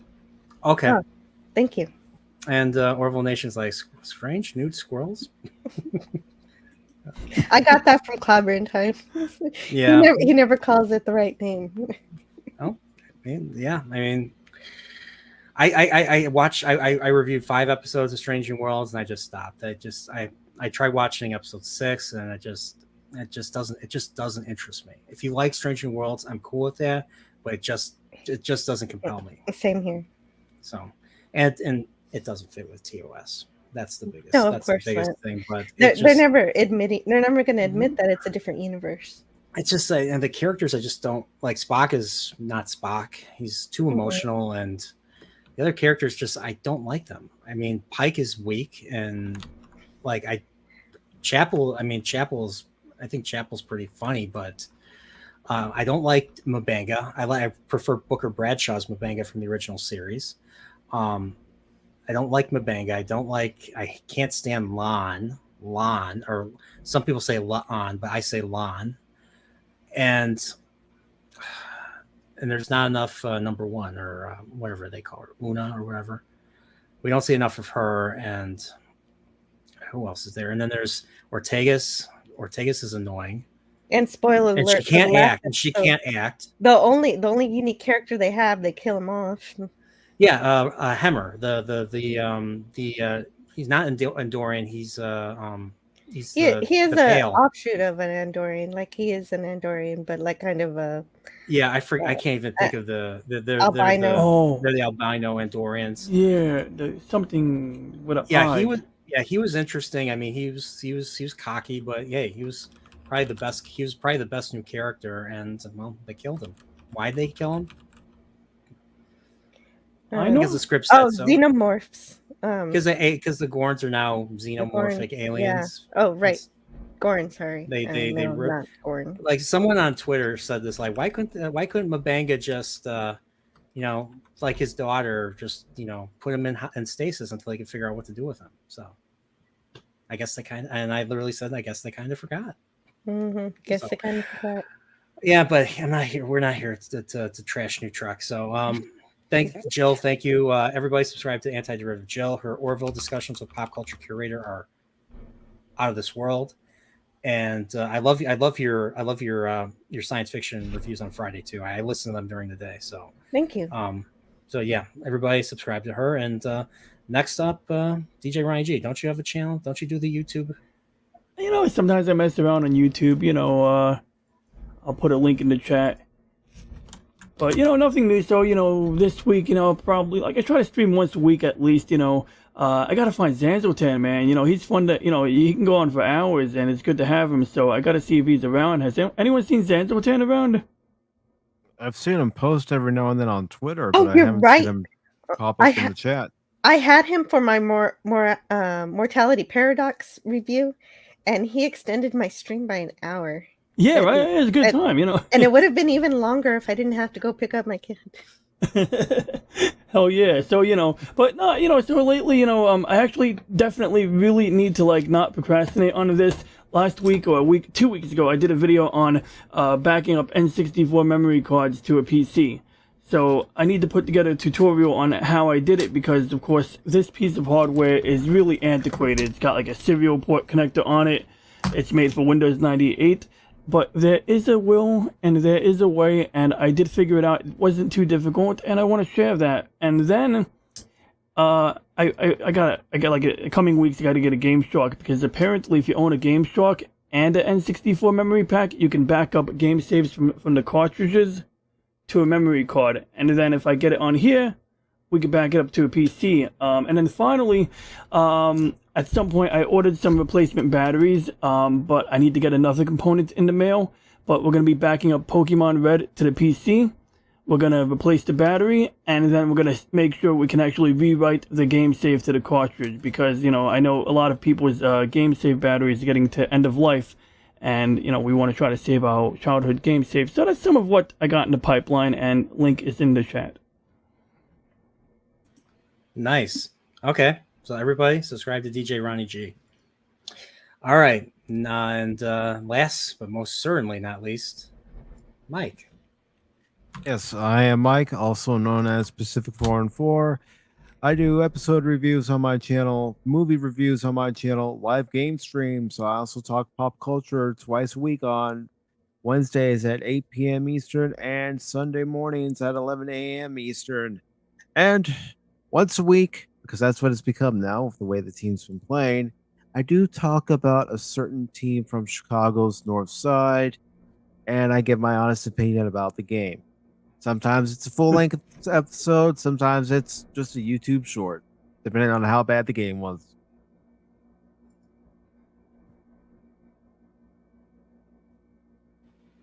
Sorry for the pause. Thank you. I was putting Jill's link in the chat. So everybody hit that subscription for her. All right, for me, I'm everybody knows me. I'm Nerdporeal Lifeform. Admiral is what I call myself because of this particular character right here. Admiral. See, but yeah, I do I do once again I do retrospectives, movie reviews. I stream after shows like obviously yours truly, the Orville, and so I'm going to be doing the next 4 episodes. I'll be streaming the last 4 episodes, and then next Monday Better Call Saul's coming back, and I'm going to be doing after shows for Better Call Saul with my co-host Prophet of the Dragon, who was supposed to be here tonight, but I guess I don't know what happened to him. So because I sent him the link and everything, so I guess I'll find out. So Yeah, I had never met him before. That I mean, he was weird. in the chat. He was in the chat earlier. I was late, so this was on me. So I was late for this. I was late for the stream because I had to pause. Well, the episode was once again an hour and 17 minutes, and I had it set 12:15 a.m. And so I was late, so I kept pausing it. So like I didn't start the stream until 12:30. I was like 15 minutes late, 16 minutes late. So so that's kind of on me. So but yeah, so Better Call Saul streams are going to be coming back next week after shows. If you watch Better Call Saul, Has that been good? Going well? I need to watch that. it's in its final season, and the first half of the like it ended on such a massive cliffhanger for the last 7 weeks. So I can't wait. Like everything's coming together, and we're marching towards the conclusion. I really want to see. Like this is not only concluding Better Call Saul, this is concluding like every aspect of the Breaking Bad universe. So they're not. I don't think they're going to make any more shows after this in this universe. That's what's really great about Vince Gilligan. He writes a story from start to finish, and he gives you that story. He doesn't try to stretch things out. Oh, let's have another season of just crappy episodes of just random stuff that you just think of just to extend it for. Yeah, they show don't tell, and they actually care about this thing called continuity, and they don't underestimate the audience. The audience for Better Call Saul is really smart, and they spot things. Like the writers and the showrunners put hints in there of what's going to happen, and it could be interpreted in multiple ways. But there's the Better Call Saul, fans are probably the smartest. I mean, are one of the smartest and probably the best when it comes to determining what's going to happen next and identifying what's going on based on just what they put on the screen. And it's one of the best shot shows, in my opinion, too. So, but yeah, it's a very great story. I would rather watch a scene without dialogue with Mike Ehrmantraut, Jonathan Banks just doing stuff than watching any Disney Plus stuff and New Trek. So, but yeah, so Better Call Saul's coming back. 2 projects I'm working on. I'm actually working on a Better Call Saul review for the first half of the final season. So I already wrote it and recorded myself. I just have to clean up the audio and then edit clips. And then my big project I'm working on, my epic project, my magnum opus, is a retrospective of Zelda: Ocarina of Time, which I've made decent progress writing. So I'm halfway through the retrospective. And That show, I'm 14 pages. That game is like a huge part of my childhood. So that's so cool. I'm looking forward to that video. It's going to be a very long one. Like I'm only halfway through the game. Like we're the half where Link goes from child to an adult, and that was that I already wrote 14 pages in, which is over an hour of dialogue, probably even longer.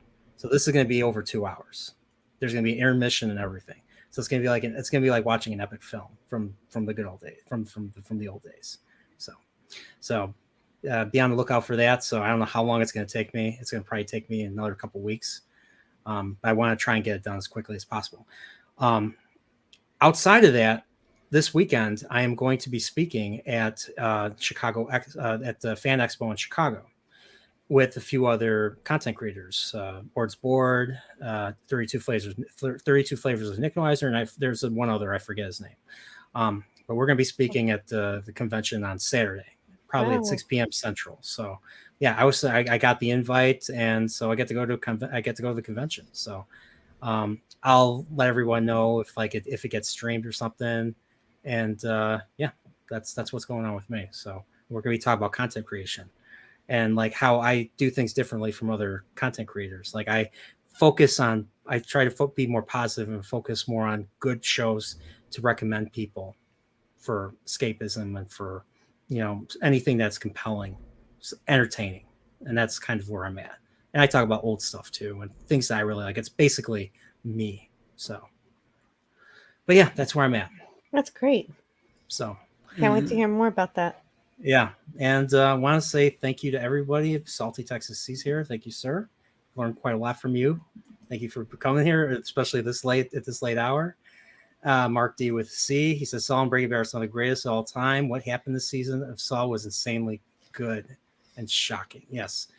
Well, I'll have to maybe I'll talk. Maybe I'll bring you on to talk about an episode if you're available. So, and Orville Nation says, good stream, guys. Thank you. And everybody's pretty cool. So once again, everybody, thank you so much for being here. I really appreciate it. Check if you haven't seen my other streams. I have a playlist of all my other Orville after shows. I recently made a clip of Orville tackling suicide from episode 1 from that stream. So check that out. I just uploaded it a few hours ago.